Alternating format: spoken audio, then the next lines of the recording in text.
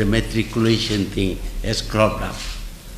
Now we decided to have matriculation classes because we find that Malays do not take the higher school certificate and they cannot enter the university. So we provide a backdoor for them. It was entirely meant for backdoor for the Malays. But now the question is, why Malays only? Other people do much better and they cannot get into matriculation. It is simply because they don't do much better that we have to create the matriculation for the Malays. So now we have agreed that we will give also to the non-Malays. So the whole idea of trying to increase the Malay students in the universities by matriculation is nullified because even Chinese and Indian students also go through the back door and they are not satisfied. This thing never cropped up before, but now somebody has played it up, and of course the press must report, and people feel that, oh, this government is favoring the Malays. But if you ask the Malays and the Muslims, they will tell you that this government doesn't pay attention to Islam. We are not upholding Islam. They have demonstration, 5,000, 10,000, 1 million. வணக்கம் அன்பு நண்பர்களே. இன்று மக்கள் parliament நிகழ்ச்சியில் நான் உங்கள் நண்பன் பாலமுரளி, மாய்கா இளைஞர் பகுதியின் தகவல் பிரிவு பொறுப்பாளர். என்னுடன் அன்பு நண்பர் திரிபுரபவன், மாய்காவின் கல்வி பிரிவு பொறுப்பாளர். எனது இடதுபுறம் நண்பர் அரவிந்த், மாய்கா இளைஞர் பகுதியின் அரசியல் பிரிவு பொறுப்பாளர். இன்று நாம் மக்கள் பார்லிமெண்டில் எடுத்துக்கொண்டுள்ள தலைப்பு நுழைமுக கல்லூரி. இந்திய மாணவர்களின் அடுத்த நிலை என்ன, அடுத்து என்ன? இறைமுக கல்லூரி அதாவது மெட்ரிகுலேஷன் நம்முடைய மாணவர்களுக்கு கொடுக்கப்பட்டது 1902 இருந்து. சரி, மெட்ரிகுலேஷன் வரலாறு பத்தி கொஞ்சம் சொல்லுங்க.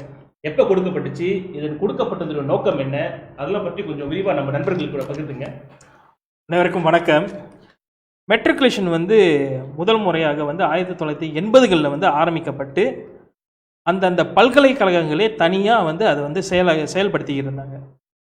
முதல் முறையாக 1999 கல்வி அமைச்சு அதை ஒருங்கிணைத்து ஒரு திட்டமாக கொண்டு மெட்ரிகுலேஷன் ப்ரோக்ராம் என்று அறிவித்து அதிலிருந்து ஆரம்பிக்கப்பட்டது தான் இப்போ நம்ம நடைமுறையில் இருக்கிற இந்த மெட்ரிகுலேஷன் ப்ரோக்ராம். மலேசியாவில் ஏறக்குறைய ஒரு 17 கல்லூரிகள், மெட்ரிகுலேஷன் கல்லூரிகள் இது வரைக்கும் செயல்பட்டு வருகின்றன. மெட்ரிகுலேஷன் ப்ரோக்ராமில் நம்ம பார்க்கும் பொழுது முக்கியமான 3 ப்ரோக்ராம் கல்வி திட்டங்கள் இருக்கின்றது. ஒன்றாவது ஜுருசான் சயின்ஸ், இரண்டாவது ஜுருசான் அக்கவுண்ட்ஸ், மூன்றாவது ஜுருசான் டெக்னிக்கல். இது 3 தான் மெட்ரிகுலேஷன் ப்ரோக்ராமில் இருக்கும் பிரிவுகள். அப்போ ஒரு மாணவன் இந்த 3ல் ஏதாவது ஒரு துறையில் தான் அவர் பயில முடியும். நண்பர்களே, மெட்ரிகுலேஷன் ப்ரோக்ராம் எதனால மலேசியாவில் அறிமுகப்படுத்தப்பட்டுச்சு அதை நம்ம புரிஞ்சுக்கிட்டாதான் இந்த மெட்ரிகுலேஷன் ப்ரோக்ராம் இந்திய மாணவர்களுக்கு எவ்வளவு முக்கியன்றதை நம்ம புரிஞ்சுக்க முடியும். இந்த ப்ரோக்ராம் வழியா, இந்த நிகழ்ச்சியின் மூலமா இந்த மெட்ரிகுலேஷன் ப்ரோக்ராம் இந்திய மாணவர்களுக்கு எவ்வளவு முக்கியம், அதன் மூலமா எதிர்காலத்தில் இந்திய மாணவர்களுடைய வாழ்க்கையும் அவர்களுடைய குடும்பமும் எந்த அளவுக்கு ஒரு முன்னேற்றத்தை ஏற்படுத்தும்ன்றதை ஆணித்தரமா பதிவு பண்றதுக்கு தான் இந்த ஒரு கலந்துரையாடலை ஏற்பாடு பண்ணியிருக்கோம். மெட்ரிகுலேஷன் ப்ரோக்ராம் அண்மையில் நம்முடைய பிரதமர் கூட சொல்லியிருக்காரு, இது கொள்ளைப்பூர்வமா பல்கலைக்கழகத்துக்குள்ள நுழையக்கூடிய ஒரு வாய்ப்பு அப்படின்னு அவர் சொல்லியிருக்காரு. ஆனால் அது கொள்ளைப்புறமா அப்படின்னு நம்மளுக்கு தெரியல. மெட்ரிகுலேஷன் அந்த கல்வி திட்டம் பூமிபுத்திரா மாணவர்களுக்காகவே பிரத்யேகமாக உருவாக்கப்பட்டது. அது ஏன் பூமிபுத்திரா மாணவர்களுக்காக பிரத்யேகமாக உருவாக்கப்பட்டுச்சுன்னா, 1980களில் அரசாங்கம் இந்த நியூ எக்கானமிக் பாலிசின்ற கூடிய அஃபர்மேஷன் திட்டங்கள், அஃபர்மேட்டிவ் திட்டங்கள்னு சொல்லுவாங்க, அதை முழு வீச்சா செயல்படுத்திட்டு இருந்தாங்க. ஏன்னாக்கா மலாய்க்காரர்களை தேசிய முன்னேற்ற நீரோட்டத்துக்கு கொண்டுட்டு வரணும்ன்ற காரணத்துக்காக. அப்ப அதுல முக்கியமா கல்வியிலையும் அவங்க முன்னுக்கு வரணும் அதாவது பல்கலைக்கழகத்துல முக்கியமா இந்த சயின்ஸ் அண்ட் டெக்னாலஜி என்று சொல்லக்கூடிய அறிவியல் மற்றும் தொழில்நுட்ப பிரிவுகள்ல பூமிபுத்திர மாணவர்களுடைய எண்ணிக்கையை அதிகரிக்கணும் என்ற நோக்கத்துல இந்த மெட்ரிகுலேஷன் ப்ரோக்ராமை பிரத்யேகமா அவங்க கொண்டுட்டு வராங்க. சரி, இது ஏன் கொண்டுட்டு வராங்க? நம்ம மலேசியாவுல நம்ம பிரதானமா இருக்கிறது 3 இனங்கள், அதாவது மலாய்க்காரர்கள், சீனர்கள் மற்றும் இந்தியர்கள். இந்த 3 இந்தியர்களும் ஒரே அளவுல இருக்காங்களா பாத்தீங்கன்னாக்கா, ஒரே மாதிரியான வாய்ப்பு அவங்களுக்கு கிடைக்குதான்னு பாத்தீங்கன்னாக்கா கிடையாது. மலாய்க்கார மாணவர்களும் இந்திய மாணவர்களும் பெரும்பாலும் 1980களில் வந்து தோட்டப்புறத்திலையும் நகர்ப்புறத்துக்கு வெளியே தான் இருந்தாங்க. ஸோ அதனால வந்து அவங்களுக்கு வந்து இந்த கல்வி வாய்ப்பு, பொருளாதார வாய்ப்பு வந்து ரொம்ப குறைவாக இருக்குது. அந்த காலகட்டத்தில் வந்து மலாய்க்கார மாணவர்களுக்கு ஒரு ஊன்றுகோலா இருக்கட்டும் அப்படின்னு சொல்லி தான் இந்த திட்டத்தை அரசாங்கம் கொண்டுட்டு வராங்க. ஸோ அப்படி கொண்டுட்டு வரப்பட்ட திட்டம் தான் இந்த மெட்ரிகுலேஷன் திட்டம். அரவிந்த், இந்த மெட்ரிகுலேஷன் திட்டம் ஆரம்பத்தில் முதல்ல வந்து நம்முடைய பூமிபுத்திர சகோதரர்கள் தான் கொண்டு வரப்பட்டுச்சு. பிறகு இது வந்து 2002 வந்து அது வந்து பிற நான் பூமிபுத்திர மாணவர்களுக்கும் திறக்கப்பட்டுச்சு. அது யார் திறந்திருப்பா? நீங்கள் பார்த்தீங்கன்னா 2002 வந்து இப்போ வந்து மாய்கா என்ன தேசிய தலைவர் துன் சாமிவேலு தான் இது வந்து முன்வைத்தார். துன் மாதே மோமன் கிட்ட இந்தியர்களுக்கும் வந்து மெட்ரிகுலேஷனில் வந்து வாய்ப்பு வழங்கப்பட்டணும். ஸோ அப்போ கேட்டதுனால அந்த வருஷம் என்ன செஞ்சிட்டாருன்னா, துன் மாதே அப்போ பிரதமராக இருந்தார். அவர் வந்து 10% வந்து 10 விழுக்காடு வந்து இந்திய மாணவர்களுக்கு வந்து வழங்கப்பட்டது. ஆனால் அந்த 10% வந்து நீங்கள் பார்த்தீங்கன்னா நம்ம வந்து இடையில வந்து ரிலீஸ் பண்ணியிருக்கோம். இத்தனை மாணவர் தான் அந்த ஃபுல்ஃபில் பண்ணியிருக்காங்க. அந்த 10% வந்து ஃபுல்ஃபில் பண்ணவே இல்லை. நீங்கள் பார்த்தீங்கன்னா குறைவான மாணவர்கள் தான் அது இருக்குது. ஸோ செகண்ட் தவறனில் ரைவான்லாம் கொடுத்தது இல்லை. அப்போ தான் வழங்கப்பட்டது உங்கள் கேள்விக்கு. அப்புறம் அதுக்கப்புறம் வந்து 2012 வந்து ஸ்ரீ நஜீப் துன் ரஸா பிரதமராக இருக்கும்போது மாய்கா ஏஜிஎம்மில் மாநாடில் வந்து நம்ம எல்லாம் வந்து முன்வைத்தோம். நீங்கள் வந்து எக்ஸ்ட்ரா வந்து 700 சீட்ஸ் கொடுக்கணும்னு. ஸோ 1500 கொடுக்கணும்னு. 1500. ஸோ 1500 சீட்ஸ் கொடுக்கணுன்னு நஜீப் பிரதமர் இருக்கும். அது வந்து அதுவும் கொடுத்தாரு 1500.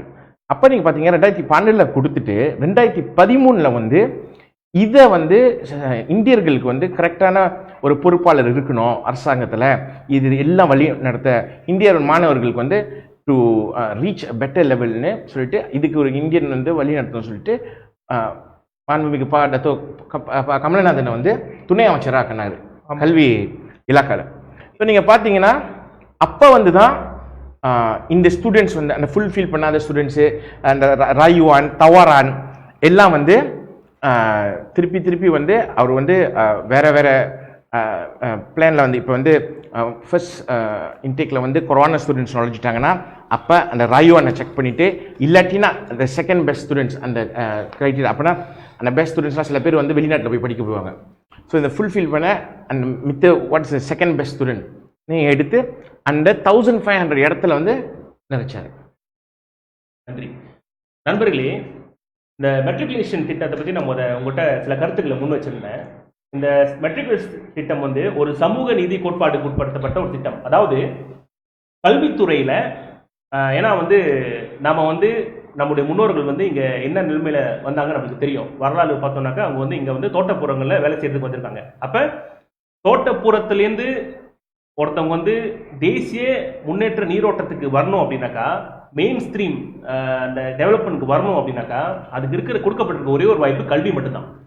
ஸோ அப்படி இருக்கும் பட்சத்தில் இந்த சமூக நீதி கோட்பாடுல கல்வி வந்து ஒரு முக்கியமான கூறாக இருந்திருக்கு. அதனால தான் வந்து பூமிபுத்திர மாணவர்களுக்கு இந்த வாய்ப்புகளை திறக்கப்பட்டு அவங்க வந்து பெருமளவு பல்கலைக்கழகத்தில் இடங்களை வந்து நிரப்புறதுக்கு அரசாங்கம் வந்து வழிவகை செஞ்சாங்க.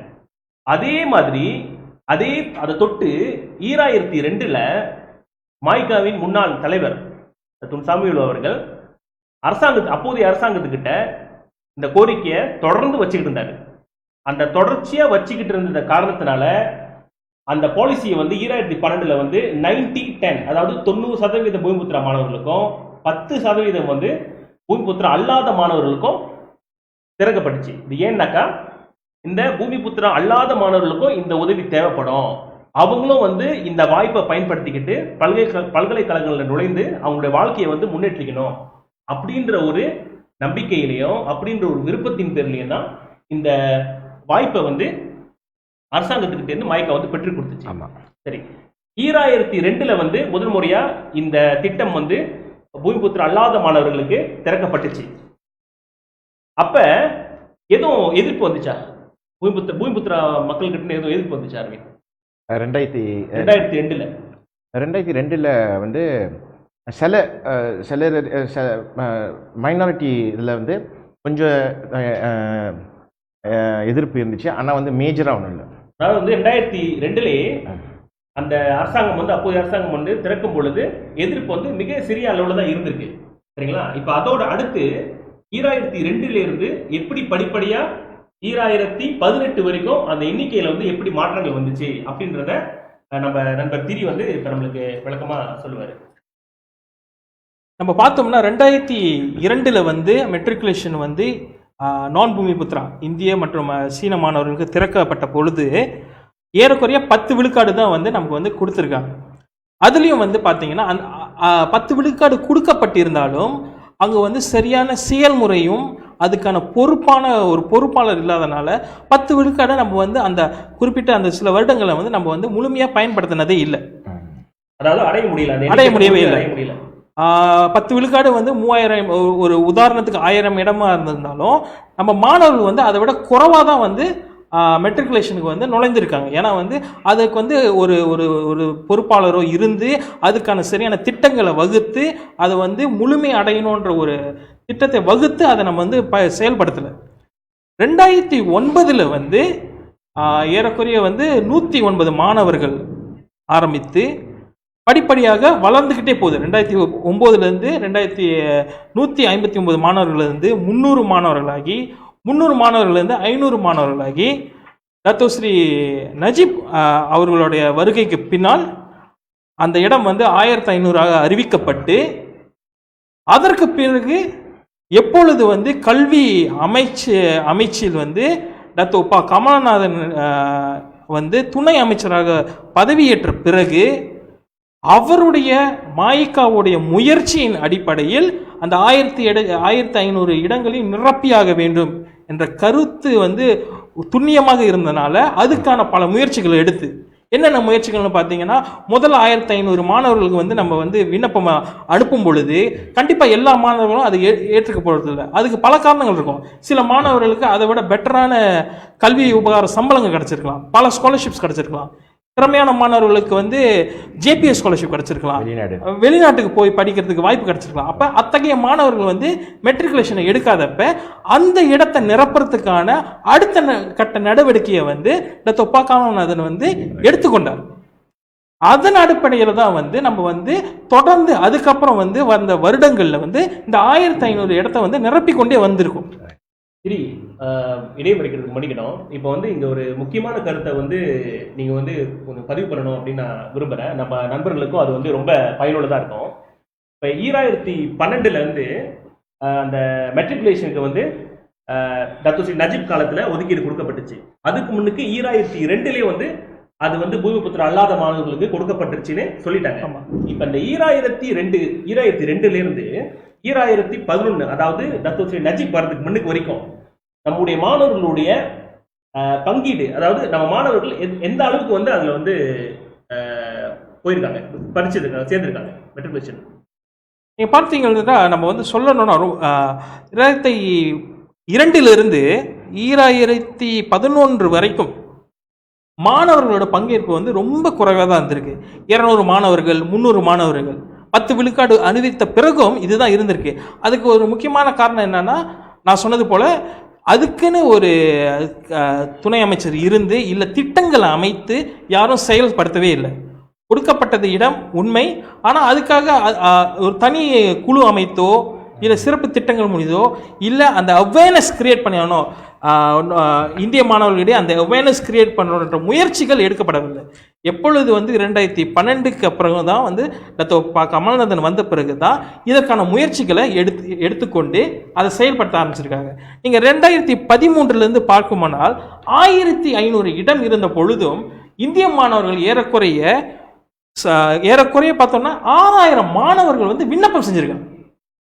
அந்த 6000 மாணவர்கள் விண்ணப்பம் செய்யறதுக்கு என்னென்ன திட்டங்கள் எடுத்திருக்காங்கன்னா, பள்ளிகளிலே சென்று மெட்ரிகுலேஷனோட நன்மைகளை கூறி இந்திய மாணவர்கள் கண்டிப்பாக விண்ணப்பம் செய்ய வேண்டும், இந்த வந்து ஒரு கோல்டன் ஆப்பர்ச்சுனிட்டி, இந்த வாய்ப்பை நழுவ விடாதீங்க, முழுமையாக பயன்படுத்த வேண்டும் என்று சொல்லி இந்திய மாணவர்கள்கிட்ட அந்த விழிப்புணர்ச்சியை கொண்டு வந்து அதை வந்து அப்ளை பண்ண வச்சிருக்காங்க.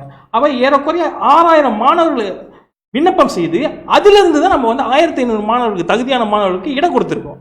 இந்த திட்டம் வந்து அதுக்கு முன்னால் செயல்படுத்துறதுக்கு நம்ம வந்து இல்லை, அங்கே செய்யலை. அதனால தான் ஆரம்ப காலங்களில் குறைவான எண்ணிக்கை இருந்திருக்கு. ஸ்ரீ நஜீப் கமல்நாதன் வந்த பிறகு அந்த எண்ணிக்கை வந்து பிரம்மாண்டமாக வந்து ஏறி இருக்கு. இதுதான் ஒரு முக்கிய காரணம். நன்றி அரவிந்த். 2002 2012 2002 வந்து 10% இடம் வந்து கொடுக்கப்படுது பூமிபுத்திர அல்லாத மாணவர்களுக்கு. அதுல வந்து இந்தியர்களுக்கு இவ்வளோன்னு பிரத்யேகமா அவங்க கொடுக்கல. அப்படியே திறந்து பூமிபுத்திர அல்லாதவர்களுக்கு நீங்க வந்து அப்ளை பண்ணலாம், நீங்க வந்து போட்டி போட்டு இந்த இடத்தை எடுத்துக்கலாம் அப்படின்னு சொல்லி கொடுக்குறாங்க. 2002 அனௌன்ஸ்மெண்ட் கொடுக்குறாங்க. அதோட 2012 வரைக்கும் நம்மளுக்கு வந்து உறுதிப்படுத்தப்படாத ஒரு நிலையில தான் வந்து மெட்ரிகுலேஷன் வாய்ப்புகள் வந்து கிடைச்சிச்சு. அப்புறம் நம்ம நண்பர் இப்ப சொன்னாரு, அந்த ஒரு 150 ஒரு 250 ஒரு 300 இடம் அவ்வளவுதான் நம்மளுக்கு வந்து கொடுக்கப்பட்டிருக்கு அப்படின்னு. அப்ப அது சம்பந்தமான சில கருத்துக்களையும் சொன்னாரு. உங்களோட கருத்துக்கள் சொல்லுங்க. ஏன் அந்த காலகட்டத்தில் வந்து அவ்வளவு குறைவா இருந்திருக்கும்? நினைக்கிறேன் சகோதரர் திரி சொன்ன மாதிரி நான் ஒத்துக்கணும். ஏன்னா வந்து இதை வந்து இம்ப்ளிமெண்டேஷன் கொண்டு வர்றதுக்கு வந்து ஒரு தமிழ் அமைச்சர் இல்லை, அப்போ துணை அமைச்சர். ஸோ அந்த அமைச்சர் என்ன செஞ்சிச்சுன்னா, அந்த அவேர்னஸ் ப்ரோக்ராம் கொண்டு வந்தோன்னா தான் நிறைய பேர் விண்ணப்ப ஆரம்பித்தாங்க. அது மட்டும் இல்லாமல் நிறைய பேர் வந்து அதுக்கப்புறம் வந்து நல்ல ரிசல்ட்ஸ் கிடைச்சவங்க போயிடுவாங்க. அந்த ஜிபிஎஸ் ஸ்காலர்ஷிப் வெளியூர் படிக்க போகிறாங்க. அந்த செகண்ட் பேட்ச் ஸ்டூடெண்ட்ஸ் வந்து அந்த நெக்ஸ்ட் பெஸ்ட் ஸ்டூடெண்ட் வந்து முக்கியமந்திரி இனிஷியேட்டிவ் எடுத்தால் தான் அவங்கள வந்து மெட்ரிகுலேஷனுக்குள்ளே கொண்டு வர முடியும். ஸோ அந்த இது வந்து மாய்கா மூலியமும் கமல்நாதன் மூலியமும் வந்து நம்ம செஞ்சுட்டு வந்தோம்.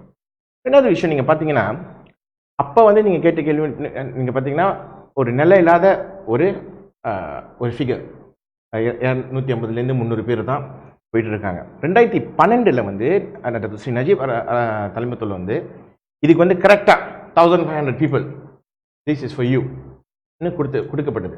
ஸோ நம்மளுக்கு வந்து நீங்கள் பார்த்தீங்க அதுக்கப்புறம் ஸ்டாட்டிஸ்டிக்ஸ் வந்து ஏறி தான் போயிருக்கு தவிர குறைஞ்சது.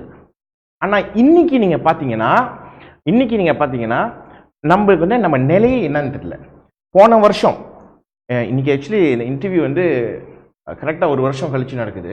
நீங்கள் பார்த்தீங்கன்னா போன வருஷம் ஃபிகர், ஏன்னா மேக்கு முன்னுக்கு வந்து எக்ஸ்ட்ரா 700 இடம் வந்து ஸ்ரீ நஜீப் ரசாக் வந்து கொடுத்துட்டாரு. அப்போனா 1500 with 700 2200 இடம் வந்து இந்திய மாணவர்களாக. இந்த 2200 இடம் வந்து அவங்க நிரப்பிட்டாங்களா இல்லையான்னு நம்மளுக்கு தெரியாது. இப்போ அது நம்ம பார்க்கறதுக்கு முன்னுக்கு நண்பர்களே, நம்முடைய திரி வந்து நாம் சொன்ன மாதிரி மாய்கா இளைஞர் பகுதியின் கல்வி பிரிவு பொறுப்பாளர். இவர் கீழே வந்து இந்த பெரும்பாலும் வந்து உயர்நிலை கல்வியில் மாணவர்கள் சேர்க்கைக்காக வந்து பல வேலைகள் வந்து தொடர்ச்சியாக செஞ்சுட்டு வர்றாரு. அந்த வகையில் வந்து இவர் வந்து சேகரிச்சிருக்கிற அந்த செய்திகள், அந்த சேகரிச்சிருக்கிற அந்த விவரங்கள்லாம் வந்து அது வந்து ஒஃபிஷியலான ஒரு ஃபிகர்ஸ். அதுலேருந்து தான் வந்து அவர் அந்த தரவுகளை பயன்படுத்தி தான் இன்னைக்கு வந்து அவர் வந்து உங்ககிட்ட வந்து இந்த நம்பர்ஸ், இந்த எண்கள் எல்லாத்தையும் பகிர்ந்துக்கிறாரு. சரிங்களா? ஸோ திரி கமல்நாதனுக்கு இப்போ வந்து கமல்நாதனுக்கு முன்னுக்கு, அதாவது 2012க்கு முன்னுக்கு 2012க்கு பிறகு அப்படின்னு நம்மளுக்கு வந்து 2 காலகட்டம் வருது. ஆமாம். 2012க்கு பிறகு இந்த எண்ணிக்கையில் வந்து பெரிய மாற்றம் வருது. அந்த எண்ணிக்கையை கொஞ்சம் விளக்கமாக சொல்லியிருக்கேன். 2012க்கு பிறகு பார்த்தீங்கன்னா ஏறக்குறைய மாணவர்கள் வந்து 1500 இடம் நமக்கு கொடுக்கப்பட்டு ஏறக்குறைய 2013 வந்து 1850 மாணவர்கள் வந்து மெட்ரிகுலேஷனில் வந்து பதிந்திருக்காங்க. இது வந்து 6000 மாணவர்கள் விண்ணப்பம் செஞ்சதில் 1800 மாணவர்களுக்கு நம்ம இடம் கொடுத்துருக்கோம். 2014 வந்து அதே ஏறக்குறைய அதே ஃபிகர் 1800 இடங்களை வந்து நம்ம நிரப்பியிருக்கோம். அந்த வருடமும் பார்த்தீங்கன்னா ஏறக்குறைய 6000 மாணவர்கள் வந்து விண்ணப்பம் செஞ்சுருக்காங்க. 2015 இன்னும் கொஞ்சம் அதிகரித்து 1900 இடங்களை வந்து நம்ம நிரப்பியிருக்கோம். 2016 ஏறக்குறைய 2000க்கும் மேற்பட்ட இடங்களை வந்து நம்ம நிரப்பியிருக்கோம்.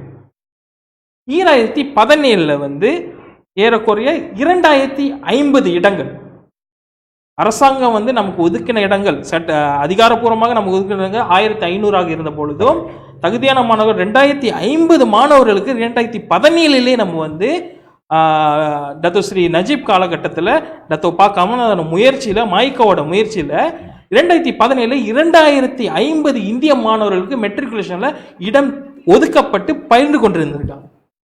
இதுதான் வந்து இது வரைக்கும் நம்மகிட்ட இருக்கிற தகவல். 2018 1500 இடங்களும் மேற்கொண்டு 700 இடங்களும் கொடுக்கப்பட்டது வந்து எல்லாருக்கும் தெரிஞ்ச ஒரு உண்மை. ஆனால் உண்மையில எத்தனை மாணவர்கள் பயின்று கொண்டிருக்காங்கன்ற தகவல் வந்து நம்மகிட்ட இல்லை. தகவல் அப்படின்ற போது எனக்கு ஒரு முக்கியமான கேள்வி வருது. நம்ம நண்பர்கள் கூட நிறைய பேர் வந்து நம்மகிட்ட கேட்டிருந்தாங்க, நீங்கள் வந்து பாட்டுக்கு பல எண்களை வந்து சொல்லிட்டு போறீங்க, 1800ன்றீங்க, 1500ன்றீங்க, 2000ன்றீங்க, 2200 அடுக்கிட்டே போறீங்க. இந்த எண்களை நம்ம எப்படி நம்புறது? ஸோ அவங்க கேட்ட ஒரு கேள்வி, முக்கியமான கேள்வி என்னன்னா, இதனுடைய நேம் லிஸ்ட், அதாவது எந்த மாணவர் கிடைச்சிருக்கோ அந்த நேம் லிஸ்ட், அந்த பெயர் பட்டியலை நீங்க வந்து வெளியிட முடியுமா அப்படின்னு நம்ம கிட்ட கேட்டாங்க. சரிங்களா? அப்படிப்பட்ட ஒரு பெயர் பட்டியல் இருக்கா? அந்த பெயர் பட்டியல் நம்மளால வெளியாக்க முடியுமா? அதை பத்தி எதுவும் உங்களுக்கு தெரியுமா? இதுக்கு வந்து சரியான பதில் நான் வந்து உங்களுக்கு கூறணும்னா, ஒவ்வொரு வருடமும் செல்லும் மாணவர்களோட பட்டியல் வந்து அரசாங்கத்திடம் கண்டிப்பாக இருக்கின்றது. ஆனால் அரசாங்க பட்டியல் வந்து ஒரு கான்ஃபிடென்ஷியல், இட்ஸ் கான்ஃபிடென்ஷியல் இன்ஃபர்மேஷன், அதாவது பாதுகாக்கப்பட்ட ஒரு விஷயம். அதை வந்து பப்ளிக் நாலேஜுக்கு அந்த லிஸ்ட்டை வந்து வெளியாக்க முடியாது. ஆனால் வந்து ஒரு பேட்டியில் டத்தோ பி கமல்நாதன் அவர் கல்வி துணை அமைச்சராக இருந்தப்போ அந்த மாதிரி ஏட்டை வந்து பார்த்துருப்பதாகவும் இருப்பதாகவும் அவரோட பார்வைக்கு அந்த லிஸ்ட்டு வச்சிருக்கிறதாகவும் அதை வந்து மீடியா கிட்ட வந்து காமித்தார். ஆனால் அதை வந்து யாருக்கும் டிஸ்ட்ரிபியூட் பண்ண முடியாது, ஏன்னா வந்து அது வந்து ஆஃபிஷியல் டாக்குமெண்ட்.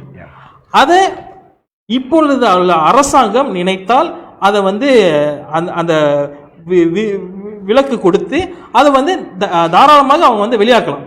2012 உண்மையிலே எத்தனை மாணவர்களுக்கு கொடுத்தாங்க அந்த பட்டியலோட வெளியாக்கலாம். 2017 எத்தனை மாணவர்கள் கொடுத்தாங்க அது வந்து அது வெளியாக்கும் உரிமை வந்து இப்பொழுது இருக்கிற அரசாங்கத்துக்கிட்ட தான் இருக்கு. அதை வெளியாக்கணும்னு அப்படி முடிவு செய்தாங்கன்னா அவங்க தாராளமாக வெளியாக்கலாம். ஏன்னா அந்த அந்த குறிப்பு, அந்த எண்ணிக்கை, அந்த முழு விவரங்கள் அவர்களிடம் கண்டிப்பாக இருக்கின்றது.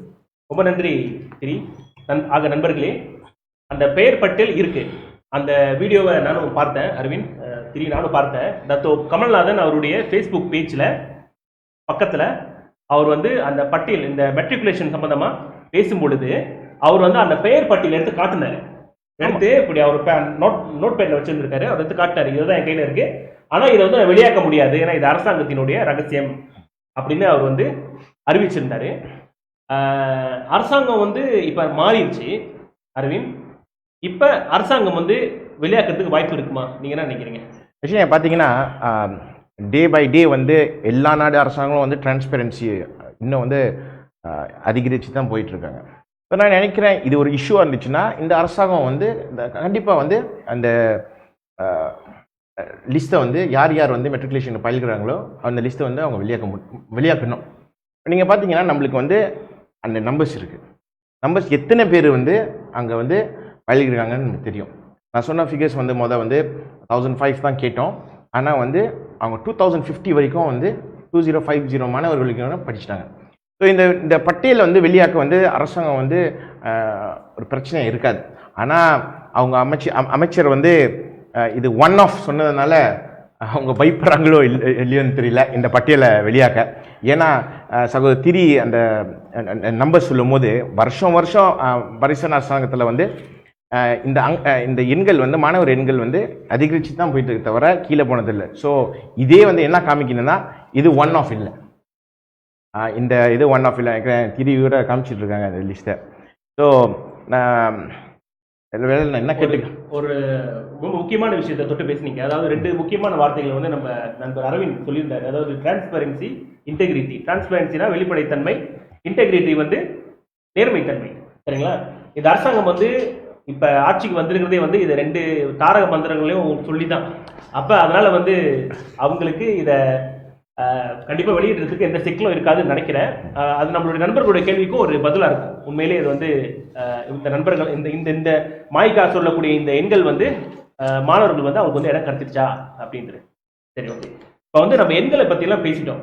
சரிங்களா? அதாவது எப்படி வந்து 2002 2012 வரைக்கும் ஏறக்குறைய 200-300 இடமா இருந்தது. எப்படி 2012க்கு பிறகு டாக்டர் நஜீப் வந்து வாய்ப்பு கொடுத்தது மட்டும் இல்லாம, நண்பர்களே, வாய்ப்பு கொடுத்தது மட்டும் இல்லாம அந்த வாய்ப்பை வந்து செயல்படுத்துறதுக்கு சரியான ஒரு ஒரு ஒரு ஆள் இருக்கணும்ன்றதுக்காக ஒரு துணை கல்வி அமைச்சர் பொறுப்பை வந்து ஒரு இந்தியருக்கு, ஒரு தமிழருக்கு வந்து அந்த வாய்ப்பு கொடுத்தாரு. அந்த வாய்ப்பை நல்லா பயன்படுத்திக்கிட்டு நம்முடைய டாக்டர் ப. கமலநாதன் வந்து அந்த எண்ணிக்கையை வந்து துரிதமா அதிகப்படுத்திருக்காரு. 1500 இடம் கொடுத்திருந்தாலும் கூட துரிதமா அதிகப்படுத்திருக்காரு. சொல்லுங்க. இங்க இடத்துல நான் வந்து ஒரு விஷயத்தை பதிவு செய்யணும். 2002 அறிவித்த பிறகு 2011 வரைக்கும் நமக்கு வந்து 10 விழுக்காடு இடம் ஒதுக்கப்பட்டிருந்தாலும் மெரிட் பேஸ் சிஸ்டம்ல தான் வந்து இந்திய மாணவர்கள் வந்து மெட்ரிகுலேஷன்ல பூந்திருக்காங்க. அப்ப 10% இடம் இருந்திருந்தாலும் என்ன ஆயிடுச்சுன்னா, மெரிட் சிஸ்டம்ல போகும்போது உண்மையிலேயே அந்த மாணவர்கள் போட்டி போட்டு போகும்பொழுது ஏறக்குறைய இந்த 200-300 மாணவர்கள் தான் வாய்ப்பு கிடைச்சிருக்கு. 2011-12க்கு அப்புறம் தான் வந்து 10 விழுக்காடு இடம் ஒதுக்கீட்டு கொடுத்து அதில் குறிப்பாக இந்திய மாணவர்களுக்கு 1500 இடம்னு ஒதுக்கி கொடுத்த பிறகுதான் அந்த 1500 இடத்துல தான் இந்திய மாணவர்கள் அவர்களுக்குள்ளேயே இருந்த சிறந்த மாணவர்கள் போட்டி போட்டு வரும்பொழுது தான் நமக்கு வந்து அந்த நம்பர்ஸை வந்து இன்க்ரீஸை நம்ம பார்க்குறோம். ஏன் 2012 வந்து 1500 மாணவர்கள் நம்மளால கொடுக்க முடியுதுன்னா, அந்த இந்திய மாணவர்களுக்கு பிரத்யேகமாக 1500 இடங்களை ஒதுக்கி கொடுத்த பிறகுதான். ஏன் 2017 2550 மாணவர்கள் வரைக்கும் நம்மளால கொடுக்க முடிஞ்சுன்னா, இந்திய மாணவர்களுக்கு நமக்கு வந்து பிரத்யேகமாக ஒரு ஒதுக்கீட்டை வாங்கின பிறகுதான். 2018 அந்த பிரத்யேகமாக கொடுத்த ஒதுக்கீடு வந்து 2200 அதிகரிக்கப்பட்ட பிறகுதான் நம்ம அந்த எண்ணிக்கையை அடைஞ்சிருக்கும். இப்பொழுது வந்து நம்ம வந்து அந்த மாதிரி ஒரு திட்டத்தில் இருந்து தான் நம்ம வந்து மாறுறோம். மறுபடியும் வந்து 2013-2002 சிஸ்டம்க்கு வந்து நம்ம போற மாதிரி அறிவிச்சிருக்காங்க. அதாவது இப்போ இருக்கிற அறிவிப்பு வந்து, அதாவது சமீபத்தில் நம்ம அரசாங்கம் வந்து 10% கொடுக்குறதா சொல்லியிருக்காங்க. 4000 இடத்தை வந்து கொடுக்குறதா சொல்லியிருக்காங்க. இந்த நிலைமை வந்து 2012க்கு முன்னுக்கு நம்மளுக்கு வந்து எந்த நிலைமை வந்துச்சோ அந்த நிலைமைக்கு நம்மளுக்கு திருப்பி அனுப்புது. நண்பர்களே, இது ஒரு முக்கியமான விஷயம். நம்ம வந்து அடுத்து தொடர்ச்சியாக நிறைய புள்ளி விவரங்கள் அடிப்படையில் நிறைய தகவல்களை வந்து உங்க கூட பகிர்ந்துக்க போகிறோம். அதனால் தயவுசெய்து உங்களுடைய நண்பர்களோட இந்த பதிவை வந்து ஷேர் பண்ணுங்க, பகிருங்க. இது வந்து எல்லாருக்கும் போய் சேரணும். நம்ம எல்லாரும் வந்து இதை பற்றி பேசும் பொழுது தான் இதுக்கான ஒரு நல்ல தீர்வு வந்து நம்மளுக்கு கிடைக்கும். சரிங்களா? அரசாங்கம் வந்து நம்மளுக்கு ஒரு நல்ல தீர்வு கொடுப்பாங்க. நம்முடைய இப்போ காலகட்டத்தில் வந்து நம்முடைய இந்த நோக்கம், அதாவது நம்மளுடைய பார்வை வந்து ரொம்ப பல இடத்துல திசை திருப்பப்படுது. நீங்களே பார்த்துருப்பீங்க தேசிய ரீதியில் என்னென்ன பிரச்சனைகள் வந்துட்டு இருக்குன்னு. அதனால இந்த பதிவை, இந்த லைவ் வீடியோவை தயவு செய்து லைக் பண்ணுங்க, ஷேர் பண்ணுங்க, உங்களோட மேலான கருத்துக்களை வந்து கீழே போடுங்க. நீங்க போடும்போது, நீங்க கேள்விகள் கேட்கும்போது அதுக்கான பதில்களையும் நம்ம வந்து செய்ய பார்ப்போம். சரிங்களா?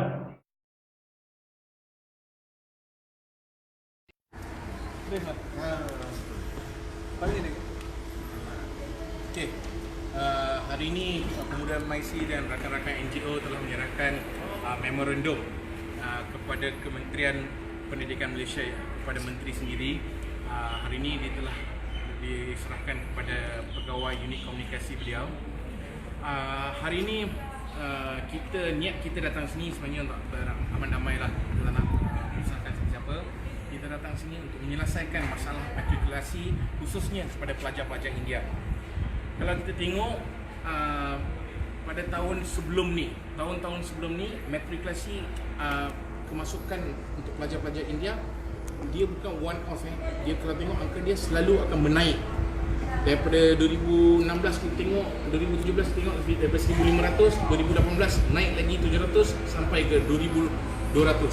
So dia tak pernah one off, dia pernah naik. So saya telah juga menyertai dia punya angka yang telah meningkat tahun-tahun sebelum ni. So kami berharap kepada kerajaan yang baru menerajui negara kita yang bahawa supaya tidak terpesong daripada kerja-kerja mereka. So kami harap mereka tahu apa sepatutnya mereka buat.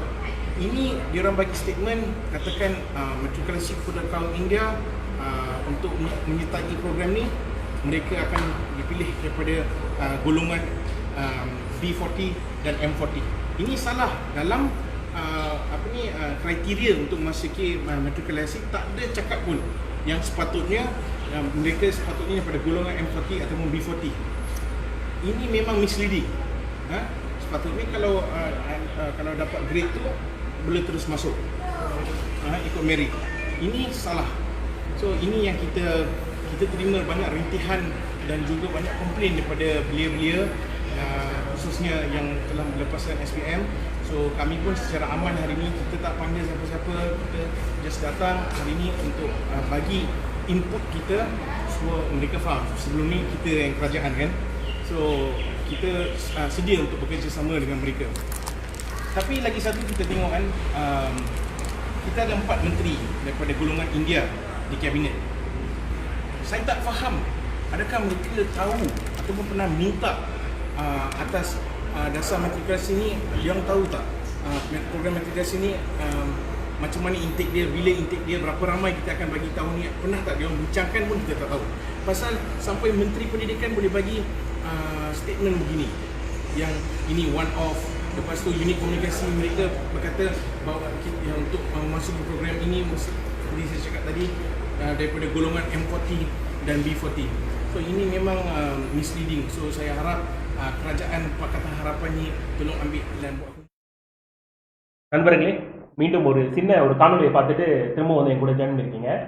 நம்ம வந்து பல நல்ல தகவலை வந்து உங்களுக்கு கொடுத்துக்கிட்டு இருக்கோம், முக்கியமான தகவல் கொடுத்துட்டு இருக்கோம். இது ஏன்னாக்கா பழசை கிண்டுறதுக்கு இல்லை, நம்ம வந்து இதை புரிஞ்சுக்கணும், பழசை கிண்டுறதுக்கு இல்லை, ஆனால் நம்முடைய மாணவர்களுடைய எதிர்காலத்தை உறுதி செய்யறதுக்கு. அதுக்காக தான் வந்து இப்போ நம்ம அதை பேசுகிறோம். தொடர்ந்து இதை பற்றி நம்ம பேசிக்கிட்டே இருப்போம். இப்போ அடுத்தது நண்பர்களே, உங்களை நண்பர்கள் சொல்கிறேன், நம்ம வந்து தொடர்ந்து நிறைய எண்களை பற்றி பேசிட்டோம். அதாவது 2002லேருந்து 2018 வரைக்கும் உள்ள எண்களை பற்றி பேசிட்டோம். ஸோ இந்த எண்கள் வந்து எப்படி வந்து ஒரு முக்கியத்துவமாக டிரான்ஸ்லேட் பண்ண நம்ம சொல்லியிருந்தேன். இந்த மெட்ரிகுலேஷன் வாய்ப்பு வந்து ஒரு சமூக நீதி கோட்பாட்டில் கொடுக்கப்பட்டுச்சுன்னா, மலேசியாவில் எல்லாரும் ஒரே மாதிரி இல்லை. இந்தியர்கள்லாம் B40 இருக்கக்கூடிய ஒரு மிகப்பெரிய குழு. ஸோ இந்த B40 இருக்கக்கூடிய மிகப்பெரிய குழு எப்படி வந்து வாழ்க்கையில் முன்னேற்றம் அடைவாங்கனாக்கா கல்வியின் மூலமாக தான். கண்டிப்பாக கல்வியின் மூலமாக தான் அவங்க வந்து அவங்களோட வாழ்க்கையை வந்து மேம்படுத்திக்க முடியும், முன்னேற்ற முடியும். ஏன்னா நமக்குலாம் தெரியும், ஒரு காலத்தில் வந்து துன் சாமியலு வந்து வீட்டுக்கு ஒரு பட்டதாரின்ற ஒரு அறைக்குள்ள விடுத்தாரு. ஏன்னா அதுதான் வந்து அந்த அந்த மக்களுடைய குடும்பங்களுடைய தலையெழுத்தை மாற்றோம் அப்படின்ட்டு. அப்போ அங்கே வந்து என்ன ஒரு சுணக்கம் இருந்துச்சு அப்படின்னாக்கா, இந்த மாணவர்கள் வந்து பல்கலைக்கழகத்தில் போய் லேண்ட் ஆகிறதுக்கு, பல்கலைக்கழகத்தில் முக்கியமான இடங்கள்ல நிரப்புறதுக்கு ஒரு சுணக்கம் இருந்துச்சாங்க. அவங்களால அங்கே போய் சேர முடியல. அப்படி சேர முடியாத பட்சத்தில் இந்த மெட்ரிகுலேஷன் வாய்ப்பு வந்து இந்தியர்களுக்கு வந்து பெரும் வரப்பிரசாதமாக இருந்துச்சு, சரிங்களா?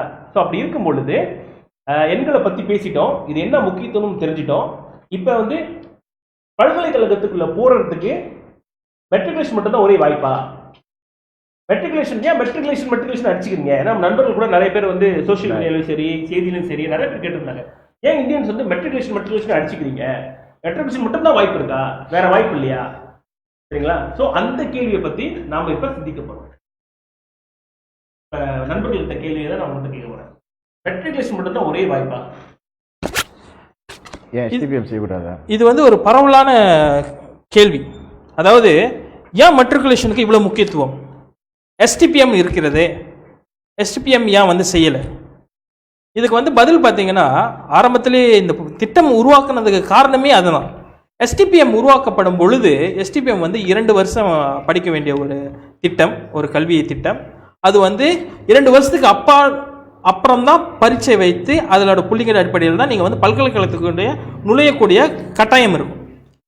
இதனால் நிறைய மாணவர்கள், முக்கியமாக அந்த காலகட்டத்தில் மலாய் மாணவர்கள் வந்து STPM செய்ய மறுக்கிறாங்க, அதோட கடினமாக இருக்கின்றத தவிர்க்கிறாங்கன்ற பட்சத்தில் தான் அதுக்கு ஒரு ஆல்டர்னேட்டிவ் உருவாக்குறதுக்காக தான் மெட்ரிகுலேஷன் ஆரம்பித்தாங்க. இதே பிரச்சனை மலாய்க்கால சமூக மாணவர்களுக்கு மட்டுமல்ல, இந்திய மாணவர்கள்ட்டையும் இருந்துச்சு. அதனால தான் நம்ம வந்து இந்திய மாணவர்களுக்கு இந்த வாய்ப்பு வேணும்னு கேட்டு மெட்ரிகுலேஷனில் நம்ம வந்து வாய்ப்புகளை வாங்க ஆரம்பித்தோம். இப்போ நம்ம கம்பேரிசன் பார்க்கும் பொழுது எஸ்டிபிஎம் வந்து நீங்கள் வந்து கூகுள் பண்ணி பார்த்தாலும் தெரியும், உலகிலே வந்து மிக கடினமான பரீட்சைகளில் ஒன்று எஸ்டிபிஎம். அந்த அப்படின்ற அதுக்கு வந்து பட்டமே இருக்கு. கொஞ்சம் இடைமறிக்கணும். ஏன்னா நம்முடைய பிரதமர் வந்து இது வந்து ஒரு கொள்ளைப்புற வாய்ப்பு, அவங்களால வந்து நேரடியான ஒரு போட்டியில வந்து வெல்ல முடியாம கொள்ளைப்புறமா வந்து பல்கலைக்கழகத்துக்கு நுழைய பாக்குறாங்க. அது அந்த வாய்ப்பை இப்ப வந்து இந்தியர்களும் சீனர்களும் கேட்கறாங்க அப்படின்னு சொல்லியிருந்தாரு. அப்ப நான் இப்ப வந்து உங்ககிட்ட முன்வைக்கக்கூடிய ஒரு கேள்வி என்னன்னாக்கா, அப்ப நம்ம மாணவர்கள் வந்து திறமை இல்லாத மாணவர்களா? இந்த கொள்ளைப்புறம் வழியா தான் வந்து அவங்க வந்து பல்கலைக்கழகத்தை அடைய முடியும். அதை பத்தி உங்களோட கருத்தையும் சேர்த்து சொல்லி. இல்லை, நீங்கள் நல்லா பார்க்கணுன்னா மெட்ரிகுலேஷன் போகிறதுக்கான மாணவன் போகிறதுக்கு பல காரணங்கள் இருக்குது. கொள்ளைப்புறமாக கூறுவது மட்டும் அதுக்கான காரணம் அல்ல. அது வந்து ஒன்று, மிகவும் எளிதான முறையில் சுருக்கமான காலத்தில் பயிலக்கூடிய ஒரு ப்ரோக்ராமாக அமைத்திருக்கிறார்கள். இரண்டாவது, படிக்கும் மாணவர்களுக்கு வந்து தங்கும் இடம் கொடுத்து அவங்க படிக்கிறதுக்கு மாதாந்திர ஊக்குவிப்பு தொகை அலவன்ஸ் கொடுக்குறாங்க. ஒரு ஏழ்மையான குடும்பத்தில் ஒரு இந்திய மாணவனும் சரி, எந்த மாணவனும் சரி, ஒரு ஏழ்மையான குடும்பத்தில் இருந்த வர மாணவன் மெட்ரிகுலேஷன் வந்து அரசாங்க பணத்தில், அரசாங்கம் கொடுக்க ஹாஸ்டலில் தங்கி அந்த அலவன்ஸ் மூலியமாக பெற்றோர்களுக்கு கொஞ்சம் கூட வந்து பண பிரச்சனை கொடுக்காம சுயமாக நின்று படிக்கணுன்ற ஒரு வாய்ப்பு இருக்கிறது என்றால் கண்டிப்பாக அந்த மாணவன் அதை நோக்கி தான் போவான். எதற்காக சொந்தமாக கஷ்டப்பட்டு 2 வருஷம் வீட்டில் தங்கி எஸ்டிபிஎம் படித்து அதுக்கான செலவுகள், அந்த டியூஷன் செலவு, இந்த மாதிரி பல செலவுகள் இருக்கும். இல்லை, ஏன் அது வந்து ப்ரைவேட்டில் போயிட்டு நான் வந்து ஃபவுண்டேஷன் படிக்கணும்? ஃபவுண்டேஷன் ஏறக்குறைய ஒரு 9,000 வழி 10,000 வழி வரும். ஏன் அந்த செலவை வந்து நான், ஏன்னா ஃபவுண்டேஷன்லாம் லோன் கிடைக்காது, பெற்றோர்கள் தான் முக்கால்வாசி பணம் வந்து போட்டு படிக்க வச்சாகணும். ஏன் அந்த செலவை பெற்றோர்களுக்கு கொடுக்கணும்? இல்லை வந்து வெளிநாட்டில் இருக்கிற மெட்ரிகுலேஷன், ஆஸ்திரேலியா மெட்ரிகுலேஷன் ப்ரோக்ராம் இருக்குது, யூகே மெட்ரிகுலேஷன் ப்ரோக்ராம் இருக்குது, இதெல்லாம் நான் ஏன் பணம் செலவு செய்து படிக்கணும்?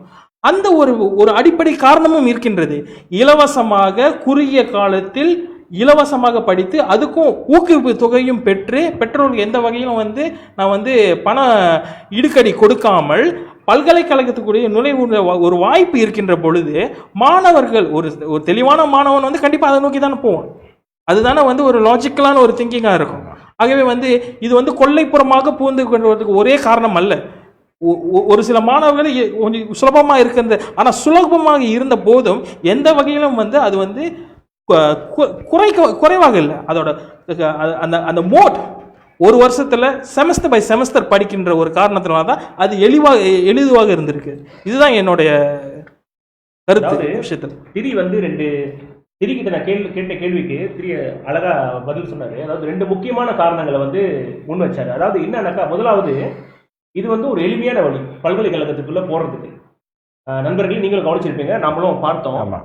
இந்த செய்திகள் எல்லாத்தையும் தொடர்ச்சியாக பார்த்துட்டு இருக்கோம். பார்க்கும் பொழுது நம்முடைய மாணவர்கள் வந்து சிறந்த தேர்ச்சி பெற்ற மாணவர்கள் தான் இந்த மெட்ரிகுலேஷன் வாய்ப்பை வந்து நாடி கிடைக்காம போய் சோசியல் மீடியாவுக்கும் அமைச்சர்களுடைய கதவுகளையும் போய் தட்டுறாங்க. சரிங்களா? அதனால வந்து இது வந்து கொள்ளைப்புற வாய்ப்பு இல்லை. இதுல வந்து திரி சொன்னது மாதிரி இந்த மற்ற சில விஷயங்களும் இருக்கு.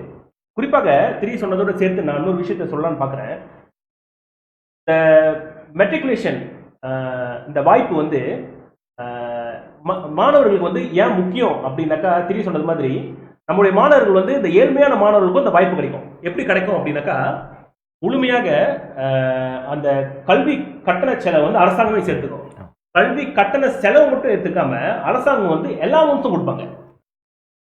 அதாவது படிப்புக்கு அவங்க எந்த செலவும் செய்ய தேவையில்லை, புத்தகங்கள் அதெல்லாம் அரசாங்கம் கொடுத்துருவாங்க. இரண்டாவது, அவங்களுக்கு வாழ்க்கைக்கான செலவுக்கும் அரசாங்கமே எடுத்துக்கோங்க. ஸோ அப்படி இருக்கும் பொழுது இது வந்து அவங்களுக்கு ரொம்ப வந்து ஒரு ஒரு ஒரு ஒரு முக்கியமான வந்து ஒரு வாய்ப்பாக வந்து அவங்களுக்கு அமையுது. நண்பர்களுக்கு தொடர்ச்சியாக இந்த மெட்ரிகுலேஷன் வர்சஸ் எஸ்டிபிஎம், அதாவது மெட்ரிகுலேஷன் மூலமாக பல்கலைக்கழகத்துக்கு போகிறதுக்கு ஒரு வாய்ப்பு இருக்குது, எஸ்டிபிஎம் மூலமாக நம்ம வந்து போகிறதுக்கு வாய்ப்பு இருக்குது. இந்த 2 வாய்ப்புகள் இருக்கு. இந்த 2 வாய்ப்புகளை தாண்டி நம்ம வந்து இப்போ மெட்ரிகுலேஷனுக்கு வந்து ரொம்ப முக்கியத்துவம் கொடுக்கணும். திரி வந்து ஒரு கருத்துக்களை சொன்னாரு. இப்போ அரவிந்தையும் நம்ம ஒரு கருத்துல கேட்டுருவோம். அரவிந்த், இதை பத்தி நீங்க என்ன நினைக்கிறீங்க? ஒரு கருத்துக்களை வந்து முன்வைங்க. பாருங்க, மெட்ரிகுலேஷன் வந்து திரி சொன்ன மாதிரி ஒரு வாய்ப்பு பூமிபுத்ரா ஸ்டூடெண்ட்ஸ்க்கு வந்து ஆரம்பிச்சிருக்காங்க. அப்புறம் வந்து நம்ம கேட்டதுனால நம்மளுக்கும் வந்து ஒரு வாய்ப்பு கொடுத்தாங்க. ஸோ நம்ம வந்து இந்த நாட்டில் வந்து பல்வேறு ரேஸ் கூட வந்து வாழ்ந்துட்டுருக்கோம். ஸோ நம்மளுக்கும் வந்து அந்த வாய்ப்பு கிடைக்கணும்னு சொல்லிட்டு தான் மாயிகா வந்து முன் வச்சிச்சு அவங்க நம்ம ஏஜிஎம்லாம். அதே மாதிரி தான் 2012 நம்மளுக்கு வந்து இந்த வாய்ப்பு ஒரு எளிமையான முறையில் வந்து யூனிவர்சிட்டிஸ் போக நம்ம வச்சோம். அது மட்டும் இல்லை, நீங்கள் பார்த்தீங்கன்னா இதுக்கப்புறம் நம்ம மலேசியன் இந்தியன் ப்ளூ பிரிண்ட் மூலியமாக வந்து 7% இந்தியன்ஸ் வந்து யூனிவர்சிட்டியில் வந்து பயிலணும்னு சொல்லி இந்த மெட்ரிகுலேஷனுக்கு வந்து எக்ஸ்ட்ரா இடத்தையும் வந்து நம்ம வாங்கி கொடுத்தோம். அப்போ தான் அதுக்கப்புறம் தான் நம்ம ஆட்சியை வந்து நம்ம தோற்றோம். பக்கத்தான ஹரப்பன் ஆட்சி எடுத்தாங்க. நம்மளுக்கு இன்ன வரைக்கும் அந்த போன வருஷமோட ஸ்டாட்டிஸ்டிக்ஸ் கூட இன்னும் தெரியாமல் இருக்குது. ஸோ நீங்கள் மெட்ரிகுலேஷன் STPM நீங்கள் கேட்டிங்கன்னா இப்போ நீங்கள் பார்த்தீங்கன்னா சராசரி வாழ்க்கை வந்து நம்மளுக்கு டெய்லி லிவிங் எக்ஸ்பென்சஸ் காஸ்ட்டே அவ்வளோ. சகோதரி சொன்ன மாதிரி STPM நம்ம பயிலணும்னா நம்ம வீட்டிலே தங்கி நம்ம வந்து STPM செய்யலாம். ஆனால் நம்மளுக்கு வந்து டிரான்ஸ்போர்ட் ஃபீஸு, சாப்பாடு, புக்ஸு இது எல்லாம் வந்து நம்ம சொந்த செலவில் தான் நம்ம வந்து செய்யணும், கொடுக்கணும். ஆனால் மெட்ரிகுலேஷன் வந்து அரசாங்கமே வந்து அலவன்சஸ் கொடுப்பாங்க. ஸோ அந்த அலவன்ஸில் வந்து ஒரு ஸ்டூடெண்ட் வந்து ஒரு பேர்டனாக இருக்க மாட்டாங்க ஃபேமிலியில். ஸோ மெட்ரிகுலேஷன் வந்து ஆக்சுவலி இஸ் ஒரு வாய்ப்பு, நம்மளுக்கு ஒரு ஆப்பர்ச்சுனிட்டி வந்து இந்த பேர்டனை வந்து ஈஸ் பண்ண. ஸோ நிறையா பேரண்ட்ஸ் பார்த்தீங்கன்னா ரொம்ப கஷ்டப்படுவாங்க, லோன் கிடைக்கல. இப்போ பார்த்தீங்கன்னா PTPTN வந்து இல்லைன்னு நினச்சாங்க, ஆனால் இன்னும் PTPTN இருக்குது. ஸோ சில பேர் PTPTN கட்டணும். ஒரு குடும்பத்தில் 5-6 பேர் இருப்பாங்க. ஸோ ஒரு ஸ்டூடெண்ட் வந்து மெட்ரிகுலேஷன் மூலியமாக யூனிவர்சிட்டி போட்டால் அவங்க பேர்டன் குறையும். மித்த சகோதரர் வீட்டில் வந்து PTPTN கட்டணும். ஸோ லிவிங் காஸ்ட்டில் வந்து இன்றைக்கி ஒரு சராசரி வாழ்க்கையில் வந்து மெட்ரிகுலேஷன் வந்து it's better and much more easier. மாணவர்களே, நண்பர்களே, மன்னிக்கணும், மாணவர்களை பற்றி பேசி பேசி மாணவர்கள் வந்துச்சு. இப்போ நண்பர்களே, மெட்ரிகுலேஷன் ஏன் முக்கியம் அப்படின்றத பற்றி நம்ம பேசிக்கிட்டு இருக்கோம். அதாவது ஏன் வந்து அதாவது பல்கலைக்கழகத்தில் நுழையிறதுக்கு நம்மளுக்கு மற்ற வாய்ப்புகளும் இருக்குது. அந்த வாய்ப்புகளோட இந்த மெட்ரிகுலேஷன் வாய்ப்புக்கு ஏன் நம்ம வந்து முக்கியத்துவம் கொடுக்குறோம் அப்படின்னும் பொழுது சில காரணங்கள் வந்து நம்ம முன் வச்சோம். அதாவது இன்னும் சில காரணங்களையும் நான் உங்களுடைய பார்வைக்கு நான் முன் வைக்கிறேன்.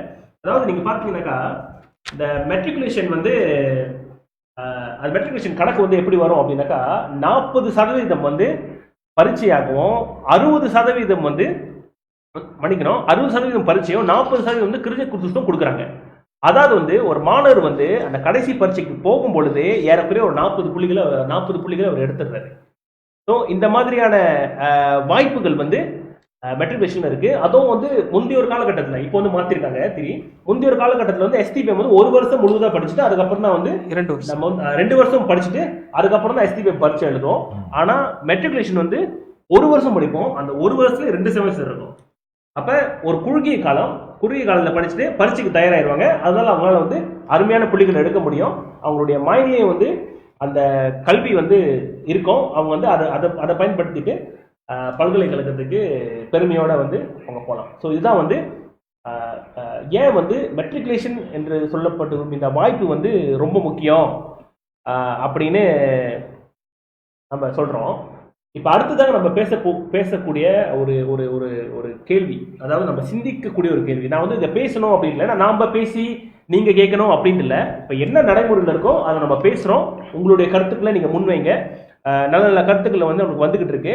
உங்களுடைய கேள்விகளை முன்வைங்க. முடிஞ்சிருக்கும் அந்த கேள்விகளை வந்து நம்ம நண்பர்கள்கிட்ட பேசி அதுக்கான பதிலை வந்து எடுக்க முடியுமா அப்படின்னு பார்ப்போம். அரசாங்கம் வந்து இந்த வருஷம் வந்து இது வரைக்கும் எந்த சிக்கலும் வரல. இப்போ நீங்கள் சொன்ன மாதிரி அந்த புள்ளிகளை நம்ம காட்டணும், அந்த நம்பர்ஸை காட்டணும். அந்த நம்பர்ஸ் வந்து குறையவே இல்லை, அதிகரிச்சுக்கிட்டே தான் போயிருந்திருக்கு.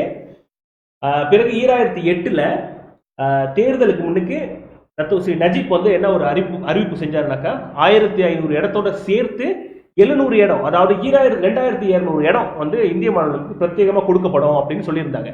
அதாவது இந்த 2018 போன வருஷம் ஆட்சி மாற்றம் நடக்காம இருந்துச்சுனாக்கா இன்னைக்கு நம்ம கையில 2200 மெட்ரிகுலேஷன் இடம் வந்திருக்கும். 2200 மாணவர்கள் படிச்சிருப்பாங்க. அது 2200ன்றது அடிப்படை எண் தான் இல்லையா தெரியும். 2200 கூட போறதுக்கும் வாய்ப்பு இருக்கு. ஏன்னா 1500 இருக்கும் போதே கொடுக்கும் போதே 2050 ஸ்டூடெண்ட்ஸ் வந்து வாய்ப்பு கொடுத்துருக்காங்க பழைய அரசாங்கம். ஆமா, அப்படி இருக்கும்போது அந்த எண்ணிக்கை வந்து 2200 விட கூட போயிருக்கு. அப்புறம் நம்ம நண்பர் அரவிந்த் வந்து முக்கியமான ஒரு விஷயம் தொட்டாரு, அதாவது Malaysian Indian blue print. Malaysian Indian blue print வந்து முன்னாள் பிரதமர் டத்து ஸ்ரீ நஜீப் அவர்களுடைய மேற்பார்வையின் கீழே, அவர்களுடைய வழிகாட்டுதலின் கீழே மாய்கா வந்து உருவாக்கப்பட்ட ஒரு செயல் திட்டம். ஆமா, அந்த செயல் திட்டத்துல இந்த மெட்ரிகுலேஷன் பற்றி இருந்திருக்கு. சரிங்களா? ஸோ அதை பற்றி மேலும் இன்னும் கொஞ்சம் விரிவா அதை பத்தி மட்டும் பேசுறதுக்கு நான் வந்து அரவிந்த் வந்து கூப்பிடுறேன். அரவிந்த், இப்போ வந்து மெட்ரிகுலேஷன்ல வந்து ப்ளூ பிரிண்ட் வந்து போட்டிருக்காங்க. அது என்ன எண்ணத்தோட அதில் போட்டிருந்தாங்க, நீங்க ஒரு நண்பர்களோட பகிர்ந்தீங்கன்னா எல்லாருக்கும் பயனுள்ளதா. வந்து நம்ம என்ன பார்க்கணும்னா தெரிஞ்சுக்கணும்னா ப்ளூ பிரிண்ட்னா என்ன. ப்ளூ பிரிண்ட் வந்து ஒரு கம்யூனிட்டியோட நம்ம இன்னும் நம்ம இந்தியன்ஸ்க்கு வந்து மலேசியன் இந்தியன்ஸுக்கு வந்து அவங்களோட விஷன், அவங்க ஒரு பிளான், ஃபியூச்சர் பிளான். ஸோ நம்ம என்ன எண்ணத்தில் வந்து நம்ம வந்து இந்த மெட்ரிகுலேஷன் இன்புட் கொடுத்தோன்னா நம்ம வந்து யூனிவர்சிட்டி ஸ்டூடெண்ட்ஸை வந்து அதிகரிக்கணும், இன்க்ரீஸ் பண்ணோம் 7%. ஸோ 7% யூனிவர்சிட்டி ஸ்டூடெண்ட்ஸ் இன்க்ரீஸ் பண்ணால் நிறைய பேர் வந்து இதில் பார்த்தீங்கன்னா நிறைய பேர் ப்ரொஃபஷனல் ஜாப்ஸ்க்கு போவாங்க. நிறைய பேர் வந்து டிசிஷன் மேக்கிங் பாடி கவர்மெண்ட்டில் இருப்பாங்க, KSU, TKSU, நிறைய PTD ஆஃபீஸர்ஸ் உருவாக்குவாங்க. நிறைய பேர் வந்து இந்த கவர்னிங் பாடியில் இருப்பாங்கன்னு. இந்த வந்து 7% வந்து நீங்கள் பார்த்தீங்கன்னா actually it's not matriculation to university, but it's also 7% in civil service. இது ஒரு இன்டர்கனெக்ட். அதாவது நம்முடைய எண்ணிக்கை வந்து 7% கல்வித்துறையிலையும் அரசு துறையிலும் அடையணும். ஆமா, ஏன்னா நம்ம மெட்ரிகுலேஷன் ஏன் கேட்குறோம், என்னாச்சு மீதி கமலநாதன் இருக்கும் போதும் நம்ம நினைச்சுக்க வேணாம் பிரச்சனை இல்லைன்னு. நம்ம துணை அமைச்சர் ஒரு இந்தியனா இருக்கும் போது தான் நிறைய இந்தியன்ஸ் வந்து குரல் கொடுக்க ஆரம்பிச்சாங்க. நீங்க 1500 இடம் கொடுத்துட்டீங்க, PM நஜீப் கொடுத்துட்டாரு, ஆனால் வந்து ஏன் இது ஃபுல்ஃபில் பண்ணல, வீதியா போராடினாங்க. புத்ராஜ் ஆஃபீஸ் முன்னுக்கு போராடினாங்க. நிறைய பேர், நிறைய NGOs எல்லாம் வந்து அந்த படங்களை நீங்க பார்த்திருப்பீங்க, உங்களுக்கு தெரியும் யாரு வந்து புத்ராஜால கல்வி அமைச்சுக்கு முன்னுக்கு டெமோன்ஸ்ட்ரேஷன். நான் நினைக்கிறேன் இப்போ உள்ள கேபினெட் மினிஸ்டர்ஸே அந்த படத்துல கண்டிப்பா. ஸோ அப்போ வந்து எல்லாம் போய் சண்டை போட்டாங்க, நீங்கள் ஒரு இந்தியன் டெப்யூட்டி மினிஸ்டர் எப்படி. ஆனால் அப்போ வந்து சூழ்நிலை வேறு. இந்த 1005 ஃபுல்ஃபில் பண்ணோம். ஃபர்ஸ்ட் இன்டேக்கில் வந்து திடீர்னு சொன்ன மாதிரி சில பேர் வெளியூர் போயிடுவாங்க, JPS ஸ்காலர்ஷிப் போட்டுப்பாங்க. ஸோ அதை ஃபுல்ஃபில் பண்ணல, செகண்ட் இன்டேக் தான் எடுக்க முடியும். அவங்க அதுக்குள்ளே வந்து போய் மக்கள் மனசை குழப்பி இந்த அரசாங்கம் வந்து ஒன்றும் செய்யலைன்னு சொல்லி வீதியாக போய் போராடினாங்க.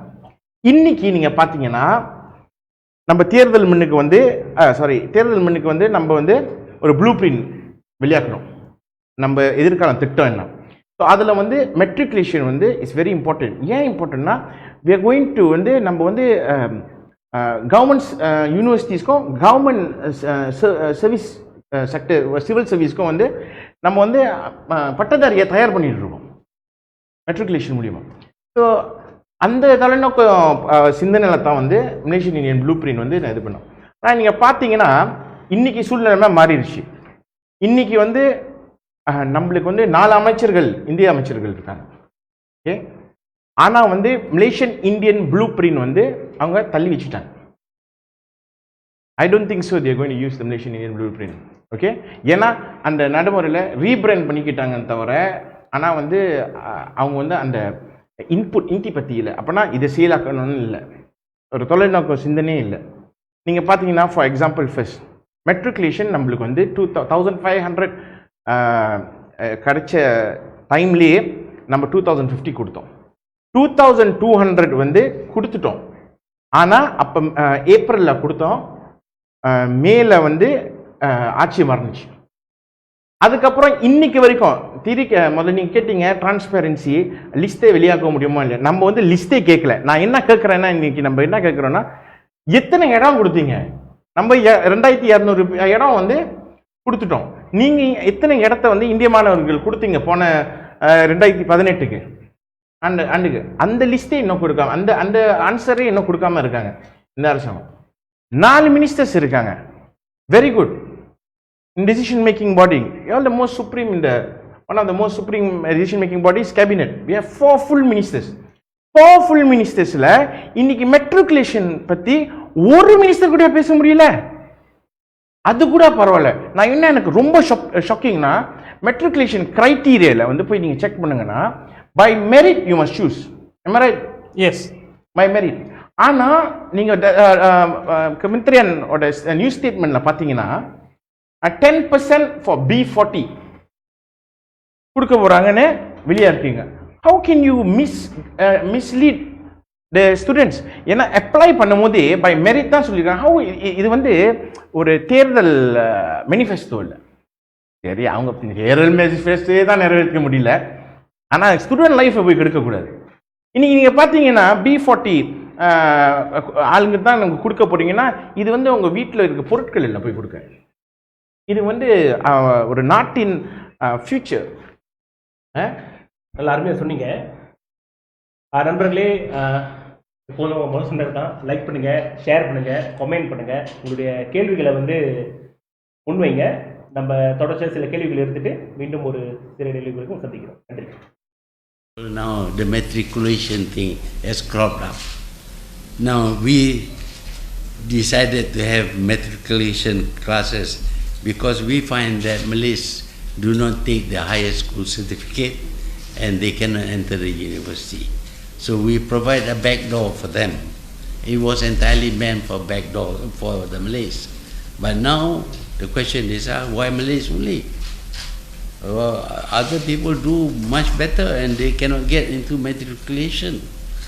It is simply because they don't do much better that we have to create the matriculation for the Malays. So now we have agreed that we will give also to the non-Malays. So the whole idea of trying to increase the Malay students in the universities by matriculation is nullified because even Chinese and Indian students also go through the back door and they are not satisfied. This thing never cropped up before, but now somebody has played it up, and of course the press must report, and people feel that, oh, this government is favoring the Malays. But if you ask the Malays and the Muslims, they will tell you that this government doesn't pay attention to Islam. We are not upholding Islam. They have demonstration, 5,000, 10,000, 1 million people will take to the streets to say that we have to be conscious of that also. Because if we are not attending to that, we will lose support from the Malays. If PH lose support from the Malays, we will lose. If PH lose support from the Chinese, we will also lose. And even the Indians can play a big role in ensuring that PH will lose. So we have to be very careful.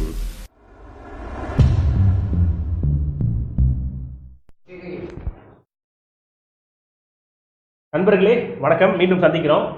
மறுபடியும் share பண்ணுங்க, like பண்ணுங்க, நல்ல comment பண்ணுங்க. அந்த வகையில் நம்மளுக்கு வந்து நண்பர் ML சந்துரு அவர்கிட்ட இருந்து ஒரு கமெண்ட் வந்திருக்கு. Are we Indians are just going to follow like mules and keep quiet? What is MIC youth going to do in this matriculation matter? What's your guys plan?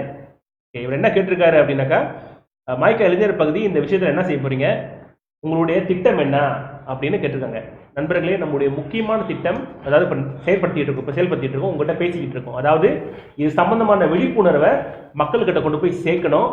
மக்கள் வந்து எல்லா தரப்பட்ட மக்களும் இதை பற்றி பேசணும். ஏன்னா இந்த செய்தி வந்து ஆரம்பத்தில் வரும் பொழுது எல்லா இந்திய மக்களும் ஒன்றா நின்று இதை பற்றி பேசணும். இதை பற்றி பத்திரிகை அறிக்கைகள் கொடுத்தோம், லைவ் செஞ்சோம்.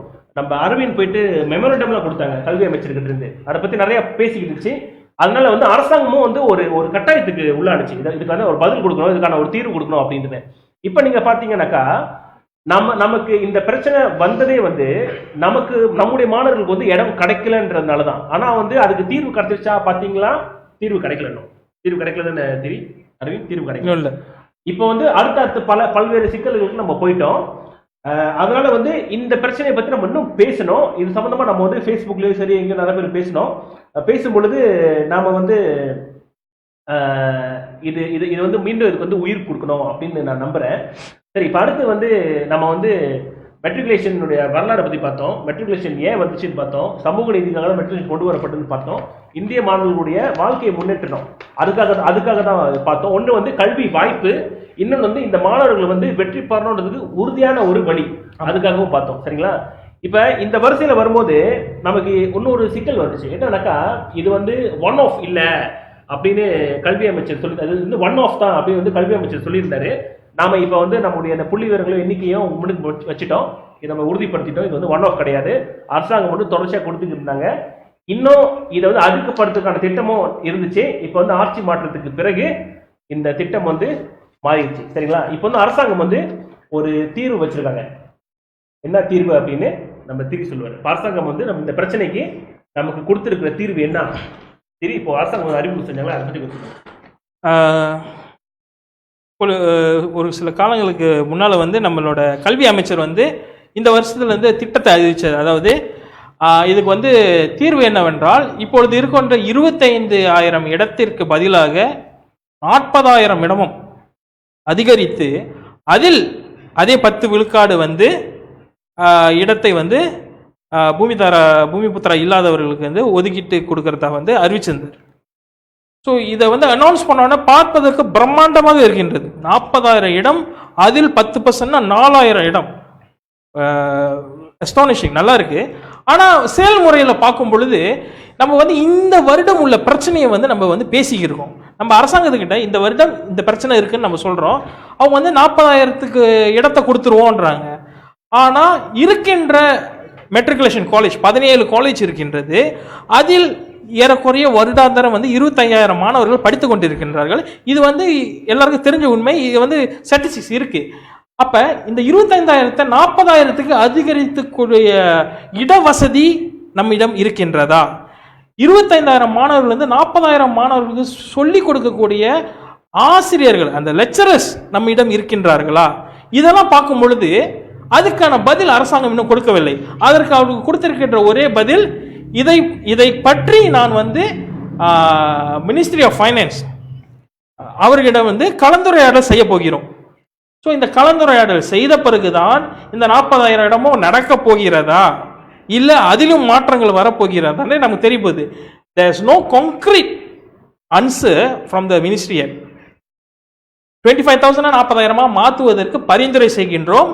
அதையொற்றி இனிமேல் தான் நான் வந்து ஃபைனான்ஸ் மினிஸ்டர் கூட பேச போகிறோம். அதுக்கப்புறம் நம்ம தெளிவான ஒரு விஷயத்த சொல்ல போகிறோம்னு தான் சொல்லியிருக்காங்க. அப்போ இது தீர்வு அல்ல, இன்னும் தீர்வு கிடைக்கல. 2,200 மாணவர்களுக்கு இடம் வேணும்னு கேட்டு நம்ம வெயிட் பண்ணி இருக்கோம். அதுக்கான பதில் இன்னும் வரல.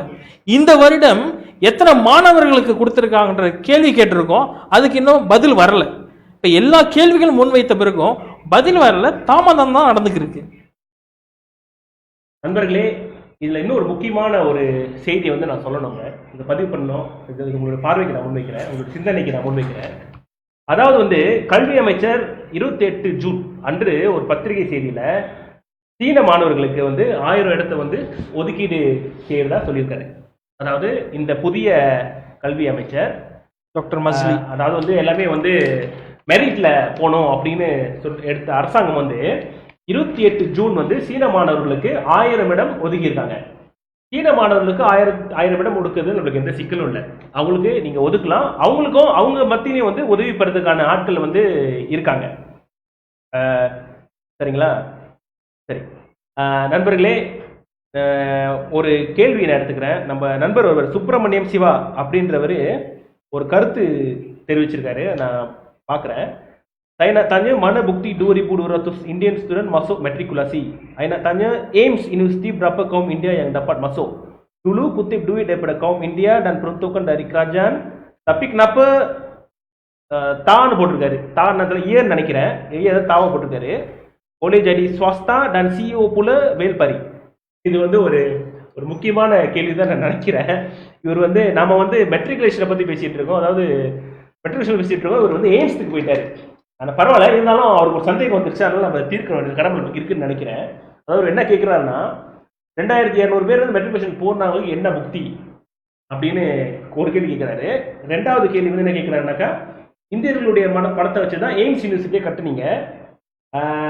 அதில் வந்து இந்தியர் மாணவர்களுக்கு எப்படி வந்து என்ன வாய்ப்பு இருக்கு, ஏன் வந்து வேல்பாரி முன்னாள் மாய்கா பொருளாளர் வேல்பாரி வந்து எப்படி சிஓவா இருக்காரு அப்படின்னு கேட்டிருக்காங்க.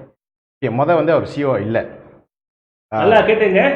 எய்ம்ஸ் யூனிவர்சிட்டியில் வந்து டாக்டர் ஸ்ரீ வேல்பாரி வந்து சிஓ இல்லை. இது வந்து தசை திருப்புற ஒரு கேள்வி. ரெண்டாவது விஷயம் வந்து மெட்ரிகுலேஷன் வந்து கவர்மெண்ட் யூனிவர்சிட்டிஸ் தான். நம்மளுக்கு ப்ரைவேட் யூனிவர்சிட்டி நிறையா இருக்குது. சரி, நீங்கள் வந்து இந்த கவர்மெண்ட் வந்து ப்ரைவேட் யூனிவர்சிட்டி ஹெல்ப் வேணும்னு கேட்டிங்கன்னா ஒரு பிளாக் மெமோ அனுப்புங்க அஃபிஷியலாக. எல்லாம் private university we need to increase matriculation, so we need your assistance to facilitate this matriculation university in all the private university. Pick the universities and send. If aims is on aims சொந்தமா எடுத்து ஒரு matriculation நடத்த முடியாது. இது அரசாங்கம் universities நடத்துறது. ஒரு public university private university போய் எடுத்து நடத்த முடியாது. ஏன்? ஆமா, இந்தியர்களுக்கு வந்து எய்ம்ஸ் யூனிவர்சிட்டி காசு கலெக்ட் பண்ணி கொடுத்தோம். மாய்கா வந்து பெருமைப்பட்டுக்குது, அதுக்கு நன்றி சொல்லுது. இன்னைக்கு நிறைய இந்தியர்கள் வந்து அங்கே பயில்கிறாங்க.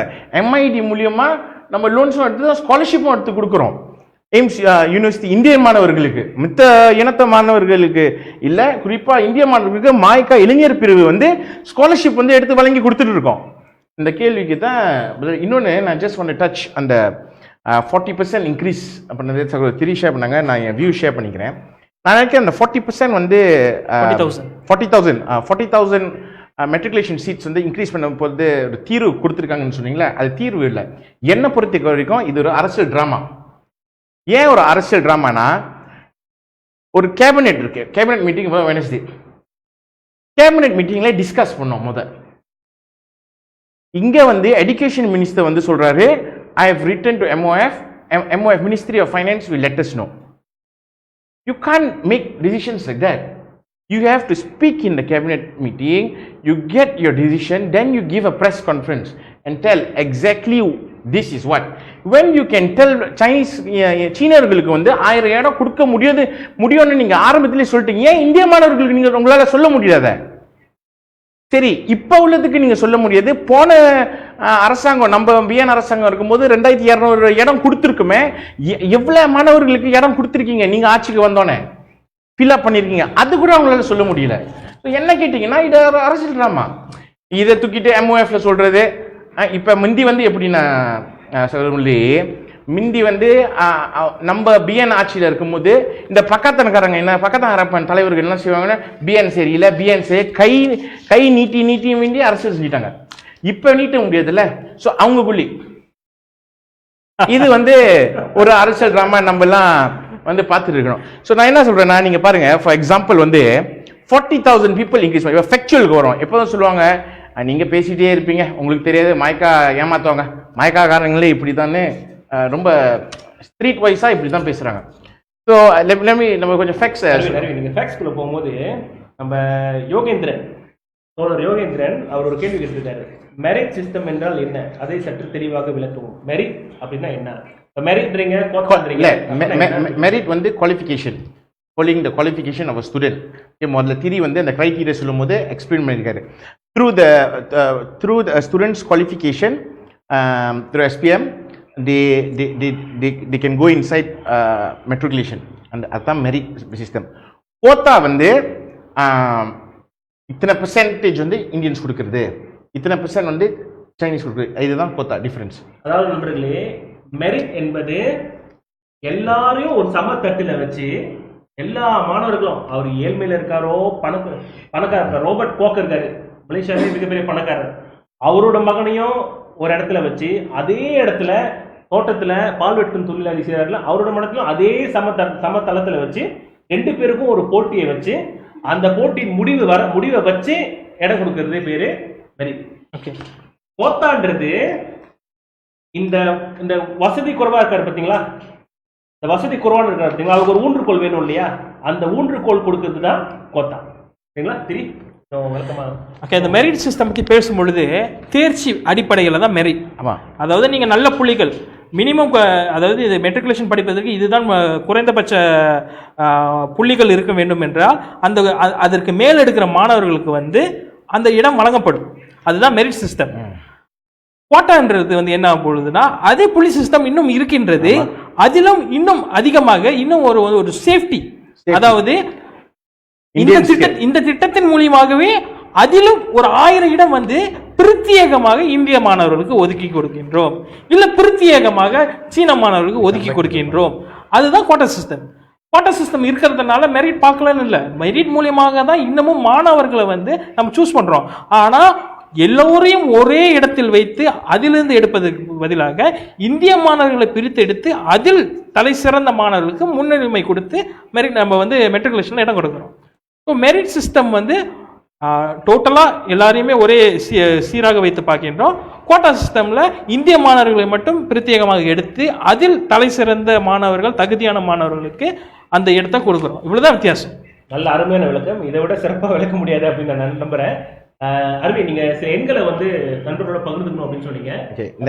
இந்த கடைசியாக சொன்னாங்க, இந்த அவங்க ஒரு ஸ்டேட்மெண்ட் டாக்டர் மஸ்லி வெளியாடுறது, நம்ம வந்து மெட்ரிகுலேஷன் வந்து இன்க்ரீஸ் பண்ணுறோம் 40,000 பீப்புளுக்கு. நீங்கள் பார்த்தீங்கன்னா நம்ம இந்த சொன்ன மாதிரி இது வந்து ஒரு பொலிட்டிக்கல் கிமிக் மாதிரி எனக்கு தோணுது. 40,000 10%, 40,000லேருந்து 10% வந்து ஃபார் நான் மலேஸ். 10% நீங்கள் எடுத்தீங்கன்னா எத்தனிசிட்டி ரேஷியோ சைனீஸ் இருக்கும், இந்தியன் இருக்கும், லைன் இருக்கும். சும்மா ஒரு எவரேஜ் கல்குலேஷன், எவரேஜ் 40%ல் வந்து 10% ஃபார் நான் மலேஸ். ஸோ 4,000 பிளேசஸ், 4000 இடங்கள் இருக்கு. 4000 இடத்துல வந்து 70% எத்தனிசிட்டி ரேஷியோ மூலிமா 70% சைனீஸ் கொடுப்போம். அவங்களுக்கு 2,800 இடம். 4% 0.4% லைன் கொடுப்போம். அந்த 4,000லேருந்து 160 பீப்புள். அதாவது ஒரு கணக்குக்காக நீங்க சொல்றீங்க, ஒரு 160 பீப்புள், ஒரு கணக்கு தான். இந்தியன்ஸுக்கு வந்து 1,040. இதுதான் எவரேஜ். நான் இது வந்து ஒரு ஜஸ்ட் ஒரு லேமேன் கல்குலேஷன். அதாவது 4000லேருந்து அரசாங்கம் அறிவிச்சிருக்க 4000லேருந்து நம்ம கிடைக்கிறது எவ்வளவு சொன்னீங்க? 1040 இடங்கள் தான். ஸோ நான் என்ன கேட்குறேன்னா, நீங்கள் ஸ்டேட்மெண்ட் கொடுக்கும் போது நீங்கள் யோசிச்சு கொடுக்க மாட்டீங்களா? நீங்கள் ஒரு அமைச்சர், இன்னைக்கு வந்து நம்மளை பிரதிநிதிக்கிற 4 அமைச்சர் இருக்கீங்க, நீங்கள் என்ன செய்கிறீங்க? நீங்கள் பாருங்க, மெட்ரிகுலேஷன் இஷ்யூ ஒரு நாடோட ஃபியூச்சர்.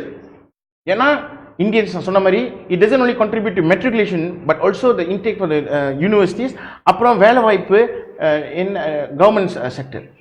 நீங்கள் பார்த்தீங்கன்னா 4 அமைச்சர் இருக்கும், யாராச்சும் ஒரு ஆள் பேசுறீங்களா? பேசல. ப்ரொஃபஸர் ராமசாமி இதே வேலை வந்து நான் நன்றி சொல்லணும். Professor Ramasamy maybe from different ships, but I tell you respect. ஏன்னா அவர் வந்து ஒரு மீட்டிங் ஷேர் பண்ணி இன்னைக்கு அவரே சொல்லிட்டாரு, four ministers haven't opened their mouth. Why are they not discussing this? நீங்க பாருங்க, இந்த பிரச்சனை யாருக்கும் தெரியல. போன வருஷம் பிஎன், நான் திருப்பி ஏன் ரிப்பீட் பண்றேன்னா, போன வருஷம் பிஎன் ஆட்சியில் இருக்கும்போது 2,200 இடம் கொடுத்துட்டோம். ஆட்சி மாற்றி எத்தனை இந்தியன்ஸ் போய் அங்க பயில்னாங்கன்னு நமக்கு தெரியாது. இப்படியே பேசாம இருந்தோம்னா கடைசியா வந்து 2008 முன்னுக்கு புள்ளி விவரம் பார்த்தீங்கன்னா ஒரு 150 இடம் 50 இடம் இப்படிதான் ஆக போகுது. So we are going to go back to square one. So நான் என்ன இப்போதும் வந்து நம்ம என்ன வந்து ரொம்ப ப்ராக்டிக்கலாக வந்து நம்ம யோசிப்போம். நீங்கள் பார்த்தீங்கன்னா அரசாங்கம் இருக்கும் போதும் YB குலசேகரன் நிறைய பேர் வந்து ப்ரோட்டஸ்ட் பண்ணாங்க. அப்போ வந்து இப்போ கமலநாதன் ஆஃபீஸ் முன்னுக்கு. இன்னைக்கு இந்த பிரச்சனை நடக்கும்போது உங்களுக்கு அந்த உணர்ச்சி இல்லையா?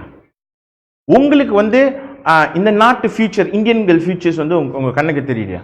இந்த இந்த மெட்ரிகுலேஷன் இஷ்யூ வந்து போன வருஷம்லேருந்து நடந்துட்டு இருக்கு.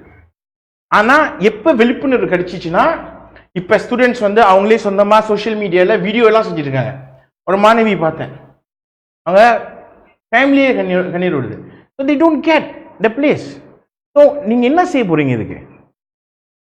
இந்த சமயத்துல நம்ம நண்பர் ஒரு ML சந்துரு ஒரு முக்கியமான ஒரு விஷயத்தை வந்து இங்க பதிவு பண்ணிருக்காரு. அது என்ன நான் படிக்கிறேன். The Zamri Vinod issue has successfully diverted the entire nation attention away from the matriculation issue. உண்மைதாங்க. தம்ரி வினோட் விஷயம் அவங்க எல்லாருக்கும் தெரியும். இந்த தம்ரி வினோட் இஷ்யூ அப்புறம் மற்ற விஷயங்கள்லாம் இந்த மெட்ரிகுலேஷன் இஷ்யூ மேலே இருந்த அந்த பார்வை வந்து திசை திருப்பிடுச்சு. நம்ம வந்து திரும்பவும் இந்த மெட்ரிகுலேஷன் இஷ்யூ பற்றி பேசினோம். அதுதான் ஒரு முக்கியமான காரணம் நம்ம இன்னைக்கு வந்து உட்காந்து பேசுறது. நம்மளாம் பேசிட்டோம். அடுத்தது வந்து அரசாங்கம் வந்து இப்போ நம்ம கையில் வந்து ஒரு தீர்வு கொடுத்துட்டாங்க. அதை பற்றி நம்ம தொட்டு பேசிட்டோம், ஆனால் இன்னும் கொஞ்சம் விரிவாக பேசணும் அப்படின்னு நான் நினைக்கிறேன். அரசாங்கம் வந்து ஒரு தீர்வு கொடுத்துருக்காங்க. என்ன தீர்வு கொடுத்துருக்காங்க அப்படின்னாக்கா, 25,000 இடத்துல 40,000 இடத்துக்கு ஏற்றி 40,000லேருந்து 10%, 4%, 4,000 இடங்கள் வந்து பூமி புத்திரம் அல்லாத மாணவர்களுக்கு நம்ம ஒதுக்கி கொடுக்குறோம் அப்படின்னு சொல்லியிருக்காங்க. அதாவது எப்படின்னாக்கா 2002ல் மகாதேரோட அரசாங்கம் அறிவிச்சு இல்லைங்களா 10% ஒதுக்குறோம் அப்படின்னு. அதே மாதிரி ஒரு நிலைப்பாடு இல்லாமல் இப்போ வந்து ஒதுக்கியிருக்காங்க. அதை தான் வந்து அரவிந்த் வந்து ஒரு பொலிட்டிக்கல் கிமிக், அதாவது அரசியல் நம்பகத்தன்மை நேர்மை இல்லாத ஒரு செயல் அப்படின்னு சொல்லியிருந்தாரு. ஆனால் அரவிந்த் சொன்னது ஒரு உண்மை இருக்கு திரி. அதாவது என்னன்னாக்கா, இவர் சொல்லியிருந்தாரு இல்லையா அரசியல் கிமிக்ன்றது. அரசாங்கம் வந்து அறிவிக்கிறாங்க 40,000 கூட்டி 4,000 இடத்துல நம்ம கொடுக்க போறோம் அப்படின்ட்டு. ஆனா சில நாட்கள் கழிச்சு டாக்டர் அன்வார் இப்ராஹிம் அவர் கேபினெட்லயும் இல்ல, அவர் என்ன பொசிஷன்ல இருக்காருன்னு நம்மளுக்கு தெரியல. வருங்கால அவரு சில கனவுகள்ல இருக்காரு. ஆனா அவர் வந்து ஒரு அறிக்கை கொடுக்குறாரு. என்ன கிடைக்கிறாருனாக்கா, இது வந்து ஒரு டெம்பரரி மெஷர், அதாவது வந்து இது வந்து ஒரு தற்காலிக தீர்வு. அதாவது அவர் எதை தற்காலிகம்னு சொன்னது, 40,000 ஏத்தது தற்காலிகமா இல்ல 4,000 கொடுக்கணும்னு சொன்ன தற்காலிகமா எது தற்காலிகம் தெரியல. ஆனா என்னன்னு நம்மளுக்கு தெரியுது அப்படின்னாக்கா, அரசாங்கம் வந்து ஒரு தீர்வு கொடுக்கல. அந்த 40,000 உயர்த்தினது வந்து ஒரு தீர்வு கிடையாது, வெறும் ஒரு அரசியல் விளையாட்டு மட்டும்தான். ஆனா அந்த 40,000 எடுக்கும் குறைஞ்சபட்சம் ஏன் சொன்னாங்க அப்படின்னாக்கா, மக்கள் வந்து கொடுத்த அழுத்தம் தான். அதனால இப்ப நாம வந்து இந்த 4,000த்துல வந்து அதாவது மக்களுடைய வாய்களை வந்து அடைக்கணும். மக்கள்லாம் யாரும் இல்ல, நம்ம தான் இந்தியர்களுடைய வாய்களை வந்து அடைக்கணும். ஏன்னா இந்த பிரச்சனைகளை முன்னுக்கு கொண்டுட்டு வந்து இந்தியர்கள் தான், அவங்களுடைய வாய்களை அடைக்கணும். அதாவது எப்படின்னாக்கா, ஒரு தூவி விட்டுட்டாங்க, ஆனா அதுல தீர்வு இல்லை. நிறைய பேசியிருக்காங்க அதுல, ஆனா ஒன்னும் ஒரு தீர்வு கூட சொல்லல. இந்த வருஷம் நம்ம மாணவர்களுக்கு வந்து எவ்வளவு கொடுப்போம்னு சொல்லல. இல்ல உண்மையிலேயே அன்வாவோட ஸ்டேட்மெண்ட் எனக்கு ஆச்சரியப்பட்ட ஒரு ஸ்டேட்மெண்ட். ஏன்னா அவர் முன்னால் வந்து ஒரு துணை அமைச்சராக இருந்தவர். ஸோ நிறைய எதிர்பார்ப்பு இருந்துச்சு. துணை பிரதமராக இருந்தார் டாக்டர் அன்வா. நிறைய எதிர்பார்ப்புகள் அவர் மேலே இருந்துச்சு, பக்கத்தான் மற்றவங்க மலேசியா மக்கள்.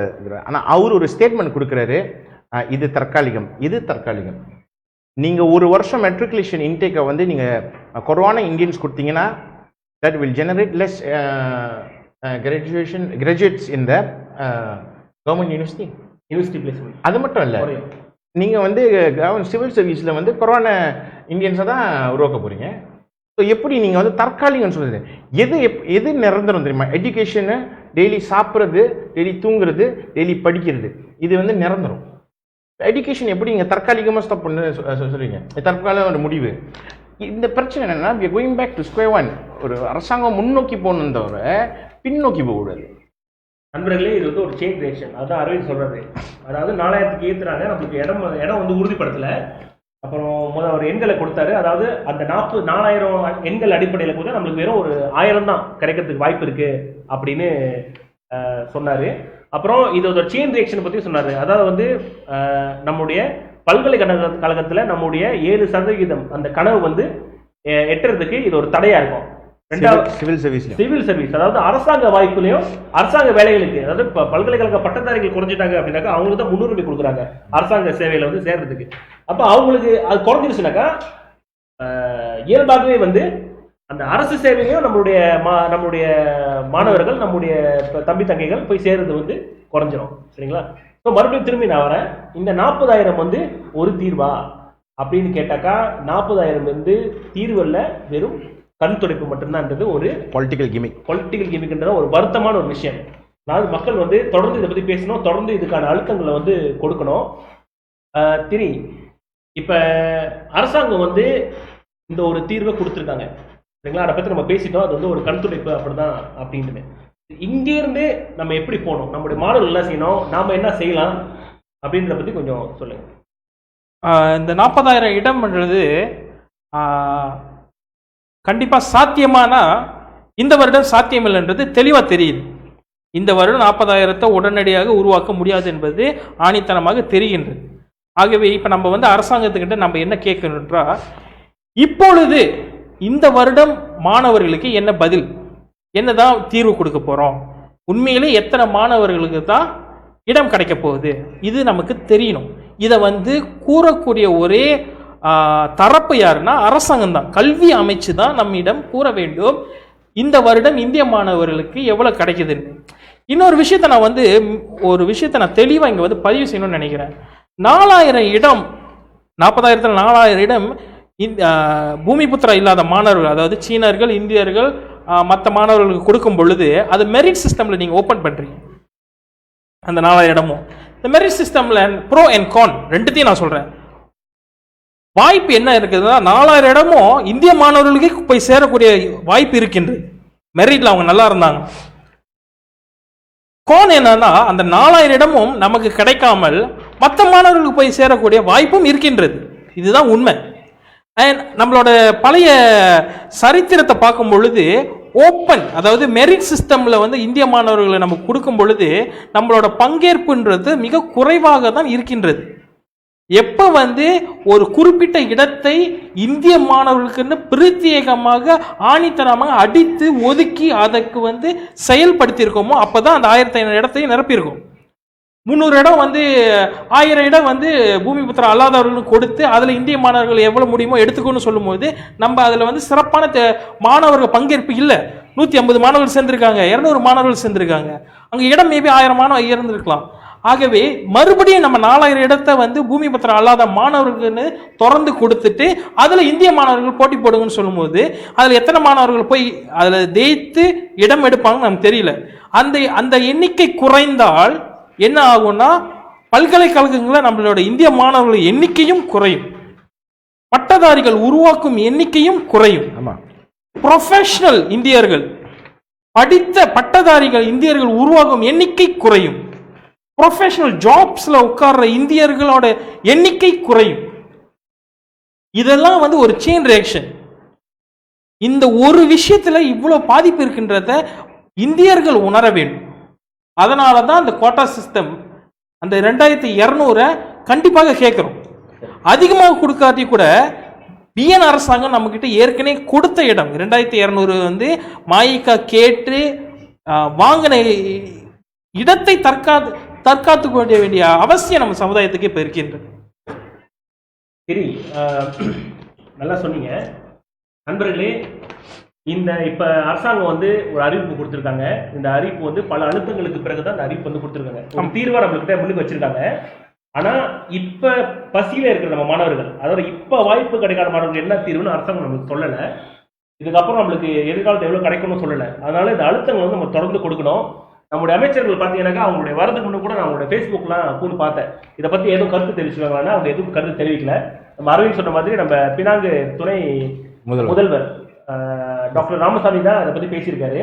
அவங்க பேசுறதுக்கு நம்ம அழுத்தங்கள் கொடுக்கணும். நீங்கள் உங்கள் இடத்துல இருக்கிற உங்களோட எம்பி அவங்ககிட்ட நீங்கள் வந்து அழுத்தம் கொடுக்கணும். எப்படி அழுத்தம் கொடுக்கலாம்னாக்கா ஃபேஸ்புக்கில் நம்மளுடைய வீடியோ ஷேர் பண்ணுங்கள், உங்களுடைய கருத்துக்களை முன்வைங்க. சரி, இதில் இன்னொரு முக்கியமான ஒரு விஷயத்தை வந்து நாங்கள் வந்து முன்வைக்கணும் அப்படின்னு இருக்கேன். அதாவது என்னன்னாக்கா அரசாங்கம் வந்து என்ன ஒரு காரணத்தை சொன்னாங்க அப்படின்னாக்கா இந்த இந்த வருஷம் மாணவர்களுக்கு வந்து 2200 இடத்த கொடுக்க முடியாதுக்கு என்ன ஒரு காரணமாக வச்சாங்கனாக்கா, அதாவது மலாய்க்காரர்கள் வந்து கோவப்படுறாங்க, மலாய்க்காரர்களுடைய மனத்தை வந்து இது வந்து புண்படுத்துது. இந்த மாதிரி இந்தியர்களுக்கு வந்து ஒரு 2200 இடம் கொடுத்தாக்கா மலாய்க்காரர்களுடைய மலாய்க்காரர்களுடைய மனம் வந்து புண்படும், அவங்களுக்கு வந்து சிக்கலாகும். அதனால வந்து நாங்கள் வந்து இந்த மாதிரி ஒரு சொல்யூஷனை கொடுக்குறோம், அதாவது 4000 இடத்த கொடுக்குறோம் அப்படின்னு சொல்லியிருக்காங்க. இது உங்க பாருங்களேன், இது உண்மை நினைக்கிறீங்களா? இல்லை, நான் என்ன நினைக்கிறேன்னா குழந்தையும் கிள்ளி விட்டு தொட்டிலும் ஆட்டுறாங்கன்னு நினைக்கிறேன். ஏன்னா இத்தனை வருஷமா வந்து பாரதிய நேஷனல் அரசாங்கம் இருக்கும்போது இந்த பிரச்சனைகள் வந்ததில்லை. நம்ம வந்து 1500 இடத்த டாக்டர் ஸ்ரீ நஜீப் வந்து சொல்லி, ஆனால் 2050 இடம் வந்து கொடுத்துருவோம். இது வந்து உண்மையான ஃபேக்ட்ஸ். யாரும் கமெண்ட்ரியில் போய் செக் பண்ணலாம், இல்லாட்டி அந்த லிஸ்ட் வந்து பார்க்கமுலங்க அதுக்கிட்ட இருக்கு, போய் செக் பண்ணலாம், இல்லாட்டி திரிகிட்ட வந்து பாருங்க. ஆனால் அப்போ இல்லாத இந்த சென்டிமெண்ட் ஏன் வந்து மலாய்க்கார மத்தியில் திடீர்னு வருது? ஸோ நீங்கள் அரசாங்கம் நீங்கள் வந்து ஆளை பேச சொல்கிறீங்களா, இல்லாட்டி வந்து இதுவும் ஒரு பொலிட்டிக்கல் ட்ராமாவா? ஏன்னா நான் சொல்கிறேன், ரொம்ப சிம்பிள். நம்ம கேட்டது வந்து 2200 இடம் ஃபீல் பண்ணிட்டீங்களா இல்லையா, லிஸ்ட்டை காமிங்கன்னு. அவங்க வந்து இந்த பக்கத்தான் ஹராப்பன் அரசாங்கம் வந்து யார், இந்த 4 அமைச்சர் இந்தியர்கள் அமைச்சர் கூடிய இந்த அரசாங்கம் வந்து அந்த லிஸ்ட்டை வந்து கொடுக்க முடியாமல், போன வருஷம் இந்த இடம்லாம் ஃபுல்ஃபில் பண்ணியாச்சா இல்லையான்னு இதுக்கும் பதில் சொல்ல முடியாமல் என்ன செஞ்சிட்டாங்க, இல்லை இது ஒன் ஆஃப்னு டாக்டர் மஸ்லீம் அலி சொல்லிட்டாரு. ஸோ அவங்க என்ன செய்யணும்னா நீங்கள் புதுசாக ஒன்றும் செய்ய முடியலன்னா பரவாயில்ல இந்த அரசாங்கம். ஏன்னா நிறையா வாக்குறுதி சொல்லி இன்ன வரைக்கும் நிறைவேற்ற முடியாமல் ஒரு அரசாங்கம் செயல்பட்டு கொண்டு வந்துருக்கீங்க. ஸோ உங்கள் மேலேயும் பாரத்தை வந்து நம்ம சுமக்க முடியாது. புதுசாக ஒன்றும் கொடுக்க தேவையில்லை. அந்த பழசு நம்ம கொடுத்தோம்ல 2200 இடம், அதையும் நீங்கள் திருப்பி கொடுத்தா, ஆனால் கூட கொடுத்தா இன்னும் நல்லா இருக்கும். ஆனால் அட்லீஸ்ட் அந்த பழைய பரசன் அரசாங்கம் கொடுத்த 2200 இடங்களை திருப்பி கொடுங்க. சகோதரர் அரவிந்த், என்னோட பார்வையில் வந்து அரசாங்கத்தோட கையாளாத தனத்தை வந்து ஒரு சமுதாயத்தின் மேல அப்பட்டமான ஒரு பழியை போடுவது சரியல்ல. மலாய்க்கா இனத்தவர்கள் வந்து இந்திய மாணவர்களுக்கு கொடுக்கறதுல அவங்களுக்கு திருப்தி இல்லைன்னு சொல்றது வந்து எந்த வகையில் உண்மைன்றத அவங்க வந்து கருத்துப்பூர்வமா அவங்களால நிரூபிக்க முடியும்னு கேட்டாங்கன்னா அவங்களால முடியாது. அப்படி வந்து சொல்வது மிகவும் தவறு. ஏன்னா சுதந்திரத்திலிருந்து நம்ம இந்த நாட்டில் வந்து சுமூகமான முறையில் வாழ்ந்து கொண்டிருக்கின்றோம். 2200 இடம் கொடுக்கும்பொழுது இந்த மலாய்க்கானர்கள் வந்து நம்மளை அனுசரித்து தான் இருந்திருக்காங்க. அது வந்து ஒரு பிரச்சனையாக வந்ததே இல்லை. 2200 இப்போ இந்த வருடம் வந்து பிரச்சனை வருதுன்னா அப்போ கேபினெட்ல வந்து காலங்காலமாக ஒரு இந்திய அமைச்சர் இருந்தார். இதில் ஒரு காலகட்டத்தில் 2 இந்திய அமைச்சர் இருந்தார். இப்போ 4 இந்திய அமைச்சர் இருக்கும்பொழுது அதுக்கு வந்து மலாய்க்காரர்களுக்கு வந்து கோபம் தெரிவிக்கலையா? ஏஜி வந்து மலாய்க்காரர்களாக இருந்திருக்காங்க, இப்போ இந்தியர் வந்து ஏஜியா இருக்காரு, அதுக்கு வந்து அவங்க கோபம் தெரிவிக்கலையா? ஆகவே மலாய சமூகத்தினர் மீது இந்த மாதிரி ஒரு பழி சுமத்துவதை நாங்கள் வன்மையாக கண்டிக்கின்றோம். ஏன்னா நம்மலாம் வந்து பரிசானும் சரி சாதாரண மக்களும் சரி வாழ்க்கை நடைமுறையில் மலாய்க்காரர்களையும் சீனர்களையும் பழகி கொண்டு தான் இருக்கும். அந்த மாதிரி ஒரு தவறான எண்ணத்திலேயோ ஒரு கண்ணோட்டத்திலேயோ நம்ம கூட பழகினது இல்லை. ஏன்னா முரளி, பியான் அரசாங்கத்தை காலத்துல வந்து மெட்ரிகுலேஷன் இன்க்ரீஸ் பண்ணி தான் இருந்தாங்க. அப்ப மலாய்க்காரங்க சகோதர மலாய்க்காரங்கெல்லாம் ஒண்ணுமே சொல்ல சந்தோஷமா தான் ஒன்னா படிச்சுட்டு யாரும் வந்து அவங்க எதிர்ப்பை ஒன்றும் காமிக்கல. திடீர் சொன்ன மாதிரி இந்தியா நம்ம பிஎன் அரசாங்கம் இருக்கும்போது கேஎஸ்யூ தமிழர்கள், டிகேஎஸ்யூ, அப்புறம் நம்ம கத்தோ போலீஸ் சிபிஓ வந்து இந்தியர்கள் இருந்தாங்க. அப்பயும் வந்து எதிர்ப்பு ஒன்றும் தெரிவிக்கல. இது வந்து இவங்களே கிரியேட் பண்ணுறது ஒன்று தான் நான் நினைக்கிறேன். ஆக நண்பர்களே, இந்த 4000 இடம் 40,000 இடமா ஏற்றி அதில் 10% 4000 இடத்தை வந்து பூமிபுத்திர அல்லாத மாணவர்களுக்கு அரசாங்கம் வந்து ஒதுக்கீடு செய்யறதா அறிவிச்சிருக்கிறதுக்கு ஒரு தீர்வா அப்படின்னு கேட்டீங்கன்னாக்கா நம்ம நண்பர்கள் வந்து அருமையான கருத்துக்கள் முன் வச்சாங்க. இது தீர்வு இல்லை, இது வெறும் அரசியல் விளையாட்டு, அரசியல் பூச்சு, அவ்வளவுதான். சரிங்களா? இது வந்து ஒரு தீர்வு கிடையாது. அப்ப எது நம்மளுடைய தீர்வு அப்படின்னு நம்ம பார்க்கணும். அதாவது அதுக்கு நான் போறதுக்கு முன்னுக்கு இந்த வருஷம் வந்து ஏறக்குறைய நம்மளுக்கு வந்து 700 இடங்கள் கிடைச்சிருக்கிறதா அதிகாரப்பூர்வமற்ற புள்ளி விவரங்கள் வந்து சொல்லுது. பத்திரிகைகளை வந்துச்சு, நீங்க பார்த்துருப்பீங்க. 700 இடங்கள் தான் கொடுக்கப்பட்டிருக்கு அப்படின்ட்டு. ஆனா இந்த 700 இடங்கள் எப்படி கொடுத்துருக்காங்க அப்படின்னு நம்ம பார்த்தோம்னாக்கா, அந்த நம்ம சொன்னோம் இல்லையா, சீன மாணவர்களுக்கு வந்து 1000 இடங்களை வந்து அரசாங்கம் ஒதுக்கீடு செஞ்சு அறிவிச்சாங்க அப்படின்னு. அப்படி அறிவிக்கும் பொழுது இந்திய மாணவர்களுடைய இடத்தை பத்தி ஒரு கேள்வி வரும் பொழுது மஸ்லிம் அலிக்கு என்ன சொல்றாரு, ஏற்கனவே முந்தைய அரசாங்கத்துல 700 இடங்கள் கொடுக்கப்பட்டுருச்சு, அந்த கொடுக்கப்பட்ட இடம் வந்து அப்படியே நிலைநிறுத்தப்படும் அப்படின்னு சொன்னாரு. ஸோ அதை வச்சு பார்க்கும்போது அந்த 700 இடத்தை தான் இப்ப கொடுத்துருக்காங்க. ஆனா ஒண்ணு மறந்துட்டாங்க. என்ன மறந்துட்டாங்கன்னு சொல்லுங்க. அந்த 700 இடம் வந்து தம்பகன் தான். 1500 இடத்துக்கு 700. ஸோ அவங்க மறந்துட்டாங்க. ஸோ ஆக நண்பர்களே, இப்ப நம்ம வந்து இந்த பிரச்சனைகளை பத்தி பேசிட்டோம், இந்த எங்கேருந்து வந்துச்சுன்னு பேசிட்டோம், இது எவ்வளவு முக்கியம் அப்படின்றத பத்தி பேசிட்டோம், உங்களுக்கும் ஏற்கனவே விளங்கியிருக்கோம். இப்ப அடுத்து நம்ம இங்கேருந்து எங்க போறோம், இதுக்கான தீர்வு என்ன? நாம வந்து இப்ப அரசாங்கத்தில் இல்லை, இப்ப மாய்க்க இளைஞர் பகுதியை வந்து எடுத்துக்கிட்டீங்கன்னாக்கா நாம வந்து இப்ப அதிகாரத்துல இல்லாத போது நம்மளால என்ன செய்ய முடியுமோ அந்த விஷயங்களை வந்து கண்டிப்பா நம்ம செஞ்சுட்டு இருக்கோம். நம்முடைய முன்னாள் கல்வி துணை அமைச்சர் வந்து இது சம்பந்தமா விளக்கமான பதிவுகளை வந்து அவருடைய அகப்பக்கத்தில் போட்டிருக்காரு, நீங்க பார்த்துருப்பீங்க. நம்மளும் எம்ஐசி இளைஞர் பகுதி, மாய்க்க இளைஞர் பகுதி சார்பாக போயிட்டு இந்த மெமரண்டம்லாம் கொடுத்துருக்கோம். இந்த கல்வி அமைச்சர் மட்டும் கொடுக்கல அரவிந்த், தெரியும். நம்ம வந்து மாநில ரீதியாகவும் கொடுத்துருக்கோம். எந்தெந்த மாநிலத்தில் கொடுத்துருக்கோம்? Penang, Johor, I think most of the ஸ்டேட்ஸ்லாம் கொடுத்துட்டோம். பினாங், ஜோஹர் உட்பட பல மாநிலங்களில் வந்து அந்தந்த மாநில அரசாங்கத்துக்கிட்ட கொடுத்துருக்கோம். அவங்களும் இதை பற்றி பேசணும் அப்படின்ட்டுன்னு. அதை தவிர்த்து தொடர்ச்சியாக இந்த மாதிரி முயற்சிகளை செஞ்சுக்கிட்டு இருக்கோம். இது ஏன் அப்படின்னா மக்கள் மத்தியில் விழிப்புணர்வு வரணும், மக்கள் இதை பற்றி தொடர்ந்து பேசணும். தொடர்ந்து பேசும் பொழுது அரசாங்கம் வந்து இயல்பாகவே இதுக்கு ஒரு சொல்யூஷன், அதாவது இதுக்கு ஒரு தீர்வு கொடுக்கணுன்ற ஒரு கட்டாயத்துக்கு வருவாங்க. அப்படி கொடுக்கும்போது இந்திய மக்கள் வந்து இதை இன்னும் சீரியஸா பாக்குறாங்க. இந்த அரசாங்கத்துக்கிட்ட இன்னும் நிறைய எதிர்பார்க்கறாங்க. ஏன்னா அரசாங்கம் வந்து செய்யக்கூடிய விஷயங்களே அவங்க நமக்கு செய்யல. அதாவது என்ன பார்த்தீங்கன்னா அவங்களுடைய 10 ப்ராமிஸ், அதாவது 100 நாட்கள்ல வந்து இந்தியர்களுடைய அந்த 25 ப்ராமிஸ் இந்தியன்ஸ்க்கு 25 ப்ராமிஸ் கொடுத்தாங்க. ஆனா 100 நாள்ல பதிவெடுத்த 100 நாள்ல வந்து அந்த பிறப்பு உரிமை, அதாவது ஐசி பிரச்சனை தீர்க்கிறேன்னு சொல்லியிருந்தாங்க. இல்ல அவங்க என்னது வாக்குறுதியை நிலைநாட்ட முடியாம இருந்தாலும் பரவாயில்ல, ஆனா இருந்ததை பறிக்க கூடாதுல்ல. ஆமா, கரெக்ட். அதுதான் இப்ப அந்த வரிசையில கொடுத்த வாக்குறுதியை அவங்க இன்னும் நிறைவேற்றல. காலம் நேரம் வேணும்னு சொல்றாங்க. சரி, அவங்க எவ்வளவு காலம் எடுத்துக்கலாம், அவங்களுக்கு வந்து இன்னும் 4 வருஷம் இருக்கு, ஆட்சியில் இருப்பாங்க. ஆனா இருந்த வாய்ப்பை, முந்தைய அரசாங்கம் கொடுத்த வாய்ப்பை தயவு செய்து நம்முடைய மாணவர்கள்கிட்ட பறிச்சிடாதீங்க. இது வந்து இந்த சமுதாயத்திற்கு கிடைக்கப்பட்ட ஒரு வரப்பிரசாதம். இந்த ஃபியூச்சர் மாணவர்கள், எதிர்கால சந்ததி வந்து வாழ்க்கையில முன்னேறதுக்கும், ஏன்னா இந்த மாணவர்கள் முன்னேறும் போது அவங்க மட்டும் முன்னேற மாட்டாங்க, அந்த குடும்பமே சேர்ந்து முன்னேறும். அந்த முன்னேற்றத்துக்கான வாய்ப்பை வந்து பறிச்சிடாதீங்க. இந்த மாய்க்க இளைஞர் பகுதி சார் தான் நம்ம இன்னும் பல செயல்பாடுகள் வச்சிருக்கோம். அந்த செயல்பாடுகளை பத்தி நம்ம அறிவியலும் தெரியும் ஓரளவு சொல்லுவாங்க. நான் ஒன்னே ஒரு விஷயம் சொல்லிடுறேன். சொல்லுங்க, கண்டிப்பா சொல்லுங்க. இதே வேலையில் பார்க்குறவங்களுக்குலாம் நான் என்ன கேட்டுக்கிறேன்னா, இந்த அரசாங்கம் இருக்கிற அதிகாரிகளுக்கும் இருக்கிற மினிஸ்டர்ஸ்கிட்டையும் உங்கள் தேர்தல் வாக்குறுதியை வந்து உங்களால் நிலைநாட்ட முடியாதுன்னா பரவாயில்ல, டைம் எடுத்துங்க சார், வலுமுறை சொன்னாங்க. ஆனால் வந்து தயவு செய்து வந்து நம்ம ஏற்கனவே இந்தியர்களுக்காக கொடுத்ததை வந்து நீங்கள் பறிச்சிடாதீங்க. ஏன் நீங்கள் இதெல்லாம் செய்யக்கூடாதுன்னா, ஒரு டிஸ்டெபிலிட்டி வந்து அன்ஸ்டெபிலிட்டி வந்து உருவாக்குறீங்க. ஏன்னா நான் சொன்ன மாதிரி ஒரு செயின் கனெக்ஷன் நம்ம வந்து சிவில் சர்வீஸ் வரைக்கும் வந்து இட்ஸ் இன்டர் ரிலேட்டட். ஸோ நான் என்ன கேட்டுக்கிறேன்னா, தயவுசெய்து வந்து உங்களை நம்பி வாய்ப்பு கொடுத்த மக்களில் வந்து கிட்ட போய் அவங்க உரிமையை பறிச்சிடாதீங்க. ஏன்னா இது ரொம்ப ஒரு முக்கியமான இது நம்ம எதிர்காலத்துக்கு. நம்ம உங்கள் கூட வந்து தயாராக இருக்கோம் உங்களுக்கு ஹெல்ப் பண்ண. ஆனால் இது மாதிரி ஸ்டேட்மெண்ட்ஸு அன்டிசைடட் வேல நீங்கள் மூவ் பண்ணிங்கன்னா ரொம்ப கஷ்டம். ஏன்னா டாக்டர் மஸ்லி மாலிக் வந்து அன்றைக்கி சொன்னது ஒன் ஆஃப் வந்து 700 எக்ஸ்ட்ரா அது தம்பாகன், நஜீப் கொடுத்த தம்பாகன் பற்றி தான் சொல்லியிருந்தே தவிர, நீங்கள் அவர் ஒரு மந்திரி, அவருக்கு வந்து ஒரு பொலிட்டிக்கல் செக்ரட்டரி, 3 புகாவாய் ஹாஸு, ஒரு ரிசர்ச் ஆஃபீஸர் இருக்காங்க. இது கூட அவங்க வந்து செக் பண்ணிவிட்டு ஒரு ஸ்டேட்மெண்ட் வெளியாக்க முடியல. அப்புறம் மிஸ்லீடிங் ஸ்டேட்மெண்ட்ஸ் மெரிட் மூலியமாக தான் ஸ்டூடெண்ட் வந்து மெட்ரிகுலேஷனுக்கு எடுக்கிறாங்க. ஆனால் B40 ஸ்டூடெண்ட்ஸ்க்கு கொடுக்கப்படணும்னு தவறாக வந்து மிஸ்லீட் பண்ணாதீங்க. நம்ம சமுதாயம் வந்து ரொம்ப எதிர்பார்ப்போட இந்த அரசாங்கம் வந்து வாக்களிச்சிருக்காங்க.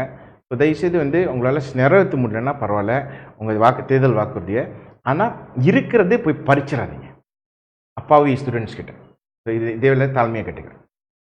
நண்பர்களே, பொதுமக்கள் என்ன செஞ்சிருக்காங்க இது வரைக்கும்னாக்கா, அவங்க வந்து புத்தராஜ் ஏர்மனுக்கு, கல்வி அமைச்சருக்கு ஒரு ரேலி செஞ்சுருக்காங்க. ஆமாம், நம்ம செய்திகள்லாம் பார்த்தோம். தொடர்ந்து குரல் கொடுத்துட்டு இருக்காங்க. ஆனால் அது மட்டும் பத்தாது, தொடர்ச்சியாக குரல் கொடுக்கணும். அதுதான் வந்து இப்போ நம்ம மாய்க்க இளைஞர் பகுதியிலேருந்து நம்ம செஞ்சுக்கிட்டு இருக்கோம். தொடர்ந்து குரல் கொடுப்போம். இது மட்டும் இல்லாமல் நம்ம வந்து சில திட்டங்களும் வச்சுருக்கோம். அது என்னன்னாக்கா, நம்முடைய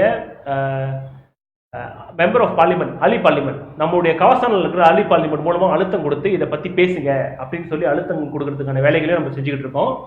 அது மட்டும் இல்லாமல் இப்போ வந்து அப்பீல் இல்லையா, அப்பீல் பண்ணவங்களுடைய முடிவு வந்து வரப்போகுது. 20ஆம் தேதி வரப்போறதா நமக்கு வந்து தகவல். அப்ப அது வந்த பிறகு அதனுடைய அடிப்படையில் எவ்வளவு மாணவர்களுக்கு கிடைச்சிருக்கு, எவ்வளவு மாணவர்களுக்கு கிடைக்கல அப்படின்றத கண்டுபிடிக்கிறதுக்காக நம்ம நேரடியாக அரசாங்கத்திட்ட போய் இப்போ கேட்க முடியாது. நம்ம அரசாங்கத்தில் இல்லை. நம்முடைய மாநிலம் முழுக்க, நாடு முழுக்க நமக்கு இருக்கிற கிளைகள், தொகுதிகள் மூலமாக இந்த தகவல்களை திரட்டுறதுக்கு ஆவணம் செஞ்சிருக்கோம். அந்த தகவல்களை திரட்டி மறுபடியும் இந்த சிக்கலை வந்து மக்கள் முன்னாடி வந்து கொண்டு வைப்போம். அழுத்தங்களை தொடர்ந்து கொடுப்போம். இதுக்கான தீர்வு வந்து கண்டிப்பா நம்ம வந்து வாங்கிதான் ஆகணும். இதை வந்து விட்டுட்டோம் அப்படின்னாக்கா அந்த நம்மளுக்கு கிடைக்கிற உரிமைகளும் சரி, வாய்ப்புகளும் சரி, நமக்கு வந்து கிடைக்கிறது வந்து ரொம்ப ரொம்ப கஷ்டம். நம்மளுக்கு கிடைக்கிறது கஷ்டம், தக்க வச்சுக்கிறது ரொம்ப கஷ்டம். ஆனா விட்டு கொடுக்குறது ரொம்ப ஈஸி. இதைத்தான் வந்து இப்போ விட்டு கொடுத்துட்டு நம்ம உட்காந்துருக்கோம்.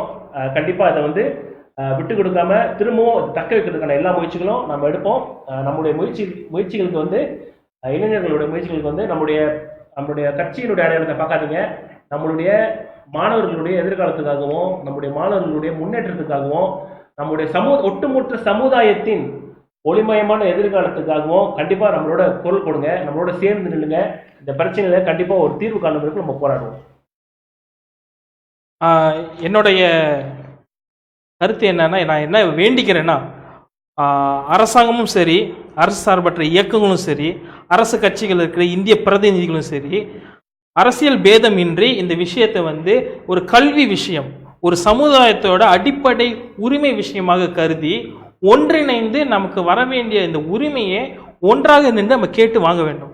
ஏன்னா இந்த விஷயத்துல வந்து அரசியல் நோக்கத்தோட எடுத்து நம்ம வந்து முரணான நடவடிக்கைகளை எடுத்தோம்னா பாதிக்கப்படுவது நமது சமுதாயம், நமது இளைஞர்கள் தான் பாதிக்கப்படுறாங்க. ஆகவே இந்த மெட்ரிகுலேஷன் விவகாரத்தில் நிறைய அரசு சார்பற்ற இயக்கங்கள் வந்து குரல் கொடுத்துக்கிருக்காங்க, நிறைய அரசியல் கட்சிகளும் குரல் கொடுத்துக்கிருக்காங்க. எல்லாரும் ஒன்றிணைந்து நம்ம போராடணும்.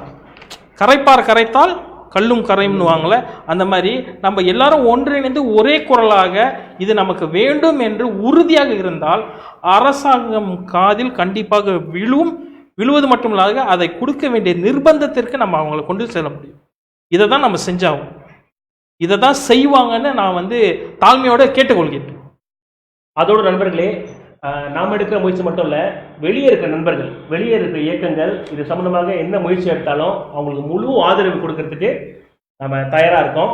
நம்முடைய கட்சி பின்னணிலாம் கழட்டி வச்சுட்டு, சட்டையெல்லாம் கட்டி வச்சுட்டு, ஒரு சாதாரண பொதுமக்களாக, இந்தியர்களுடைய நலன் விரும்பிகளாக கண்டிப்பாக வந்து அவங்களோட கை தோக்கிறதுக்கு நம்ம எப்போதுமே தயாராக இருக்கோம். அதனால் உங்களுக்கு இது சம்மந்தமாக ஏதாவது கருத்து இருந்தாலும் சரி, இது சம்மந்தமான இப்படி செஞ்சாக்கா இதுக்கான தீர்வு அப்படின்னு ஒரு எண்ணம் இருந்துச்சுனாக்கா கண்டிப்பாக எங்களோட பகிர்ந்துக்குங்க. அதுக்கான முயற்சிகளை கண்டிப்பாக நம்ம எடுப்போம். சரி நண்பர்களே, இதை பற்றி நம்ம நிறைய பேசிட்டோம். நம்ம அரவினை வந்து முடிவுரை கருத்து சொல்றதுக்கு நினைக்கிறேன்.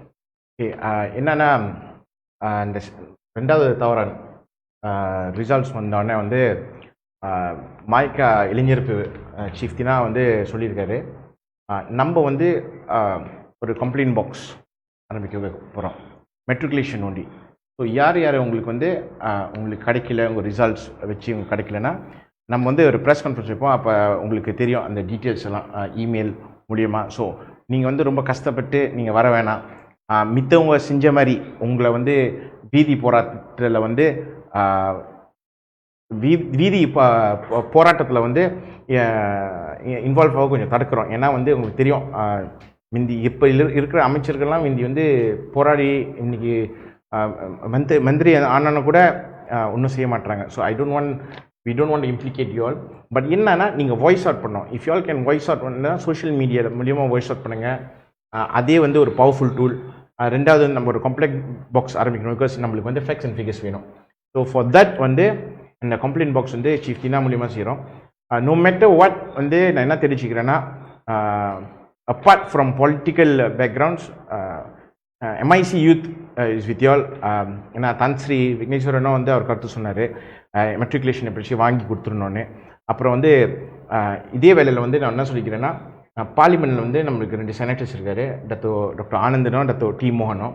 ஸோ அவங்க மூலியமாக வந்து இந்த மெட்ரிகுலேஷன் இஷ்யூ எவ்வளோ இம்பார்ட்டன்ஸ், இதோட ஃபேக்ட்ஸ் அண்ட் ஃபிகர்ஸும் வந்து நம்ம தெரிஞ்சுக்கலாம். ஏன்னா பார்லிமெண்ட் வந்து கேட்டால் வந்து அவங்க கொடுத்து தான் ஆகணும்.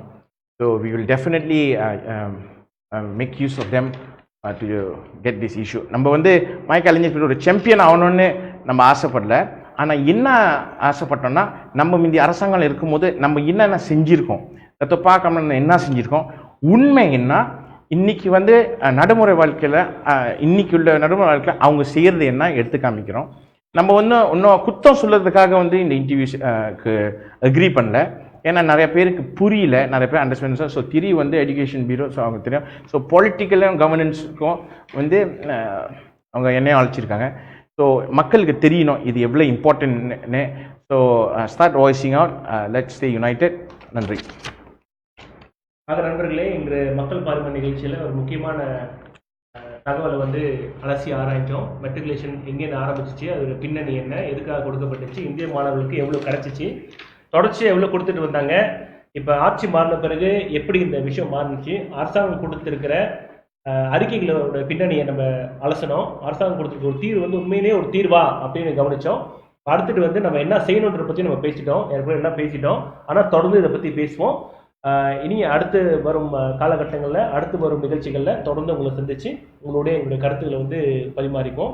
எங்களோட இன்று வந்து நல்ல நல்ல கருத்துக்களையும் நம்மளுக்கு நல்ல உற்சாகத்தையும் நம்மளோட காமெண்ட்ஸ் பாக்ஸில் வந்து நல்ல நல்ல உற்சாகமான கருத்துக்கள் எல்லாம் நீங்கள் சொல்கிறீங்க.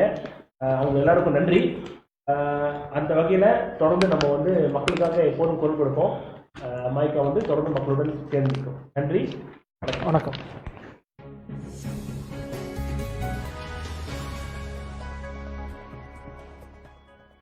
Dan kenyataan yang saya baca semalam, saya terkejut kerana saya lihat beberapa fakta yang kurang tepat.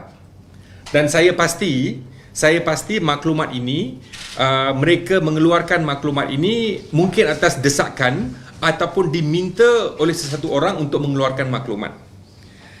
Contohnya ialah dalam perenggan yang keempat, KPM juga ingin memaklumkan bahawa penawaran 2,200 tempat kepada kaum India pada pengambilan tahun 2018 oleh kerajaan terdahulu adalah bersifat one-off, berdasarkan pada keperluan semasa dan melibatkan kekosongan kuota Bumiputera yang tidak diisi. Ini merupakan satu penipuan.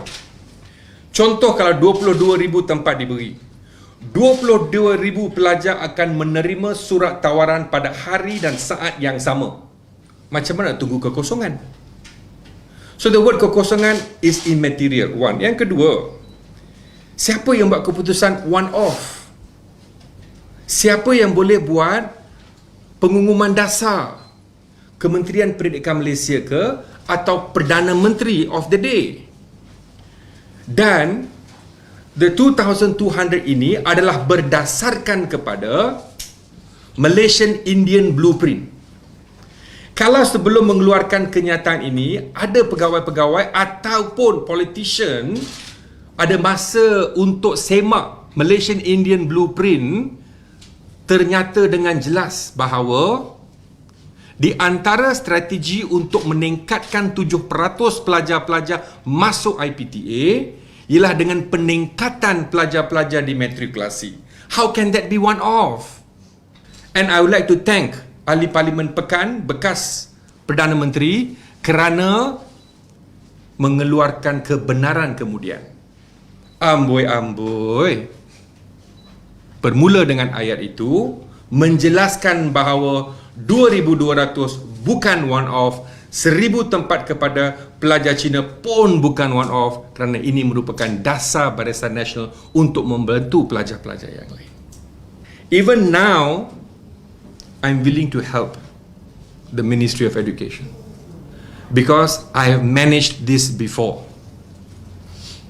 For the sake of the Indian students in this country, I am willing to come and sit down with you and to find the best way to get as many students in the matriculation system. Segala pencapaian ataupun segala transformasi pendidikan yang saya laksanakan melalui Kerajaan Barisan Nasional dan Parti MIC tidak boleh berjaya sekiranya saya tidak mendapat bantuan dan sokongan tak terbelah bagi daripada pegawai-pegawai di Kementerian Pendidikan Malaysia. I have always gratitude for them. They follow instructions. And I like to thank the former Prime Minister for his Facebook posting yesterday to explain that 2,200 was not a one-off. And the most important thing is, which I didn't want to explain, in fact, yesterday in my Facebook Live, I mentioned that too. I didn't have the permission of my former President, Dato' Sri Dr. Subramaniam, and my present President, Tan Sri Vigneswaran.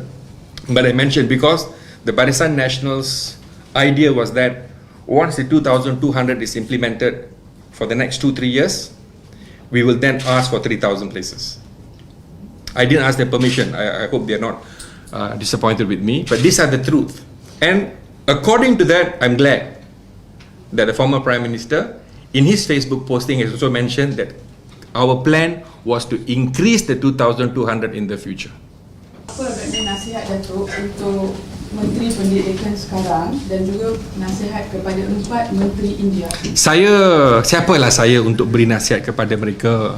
Mereka ni bijak bistari, genius, penuh dengan impact. Saya tak boleh nasihat kepada mereka.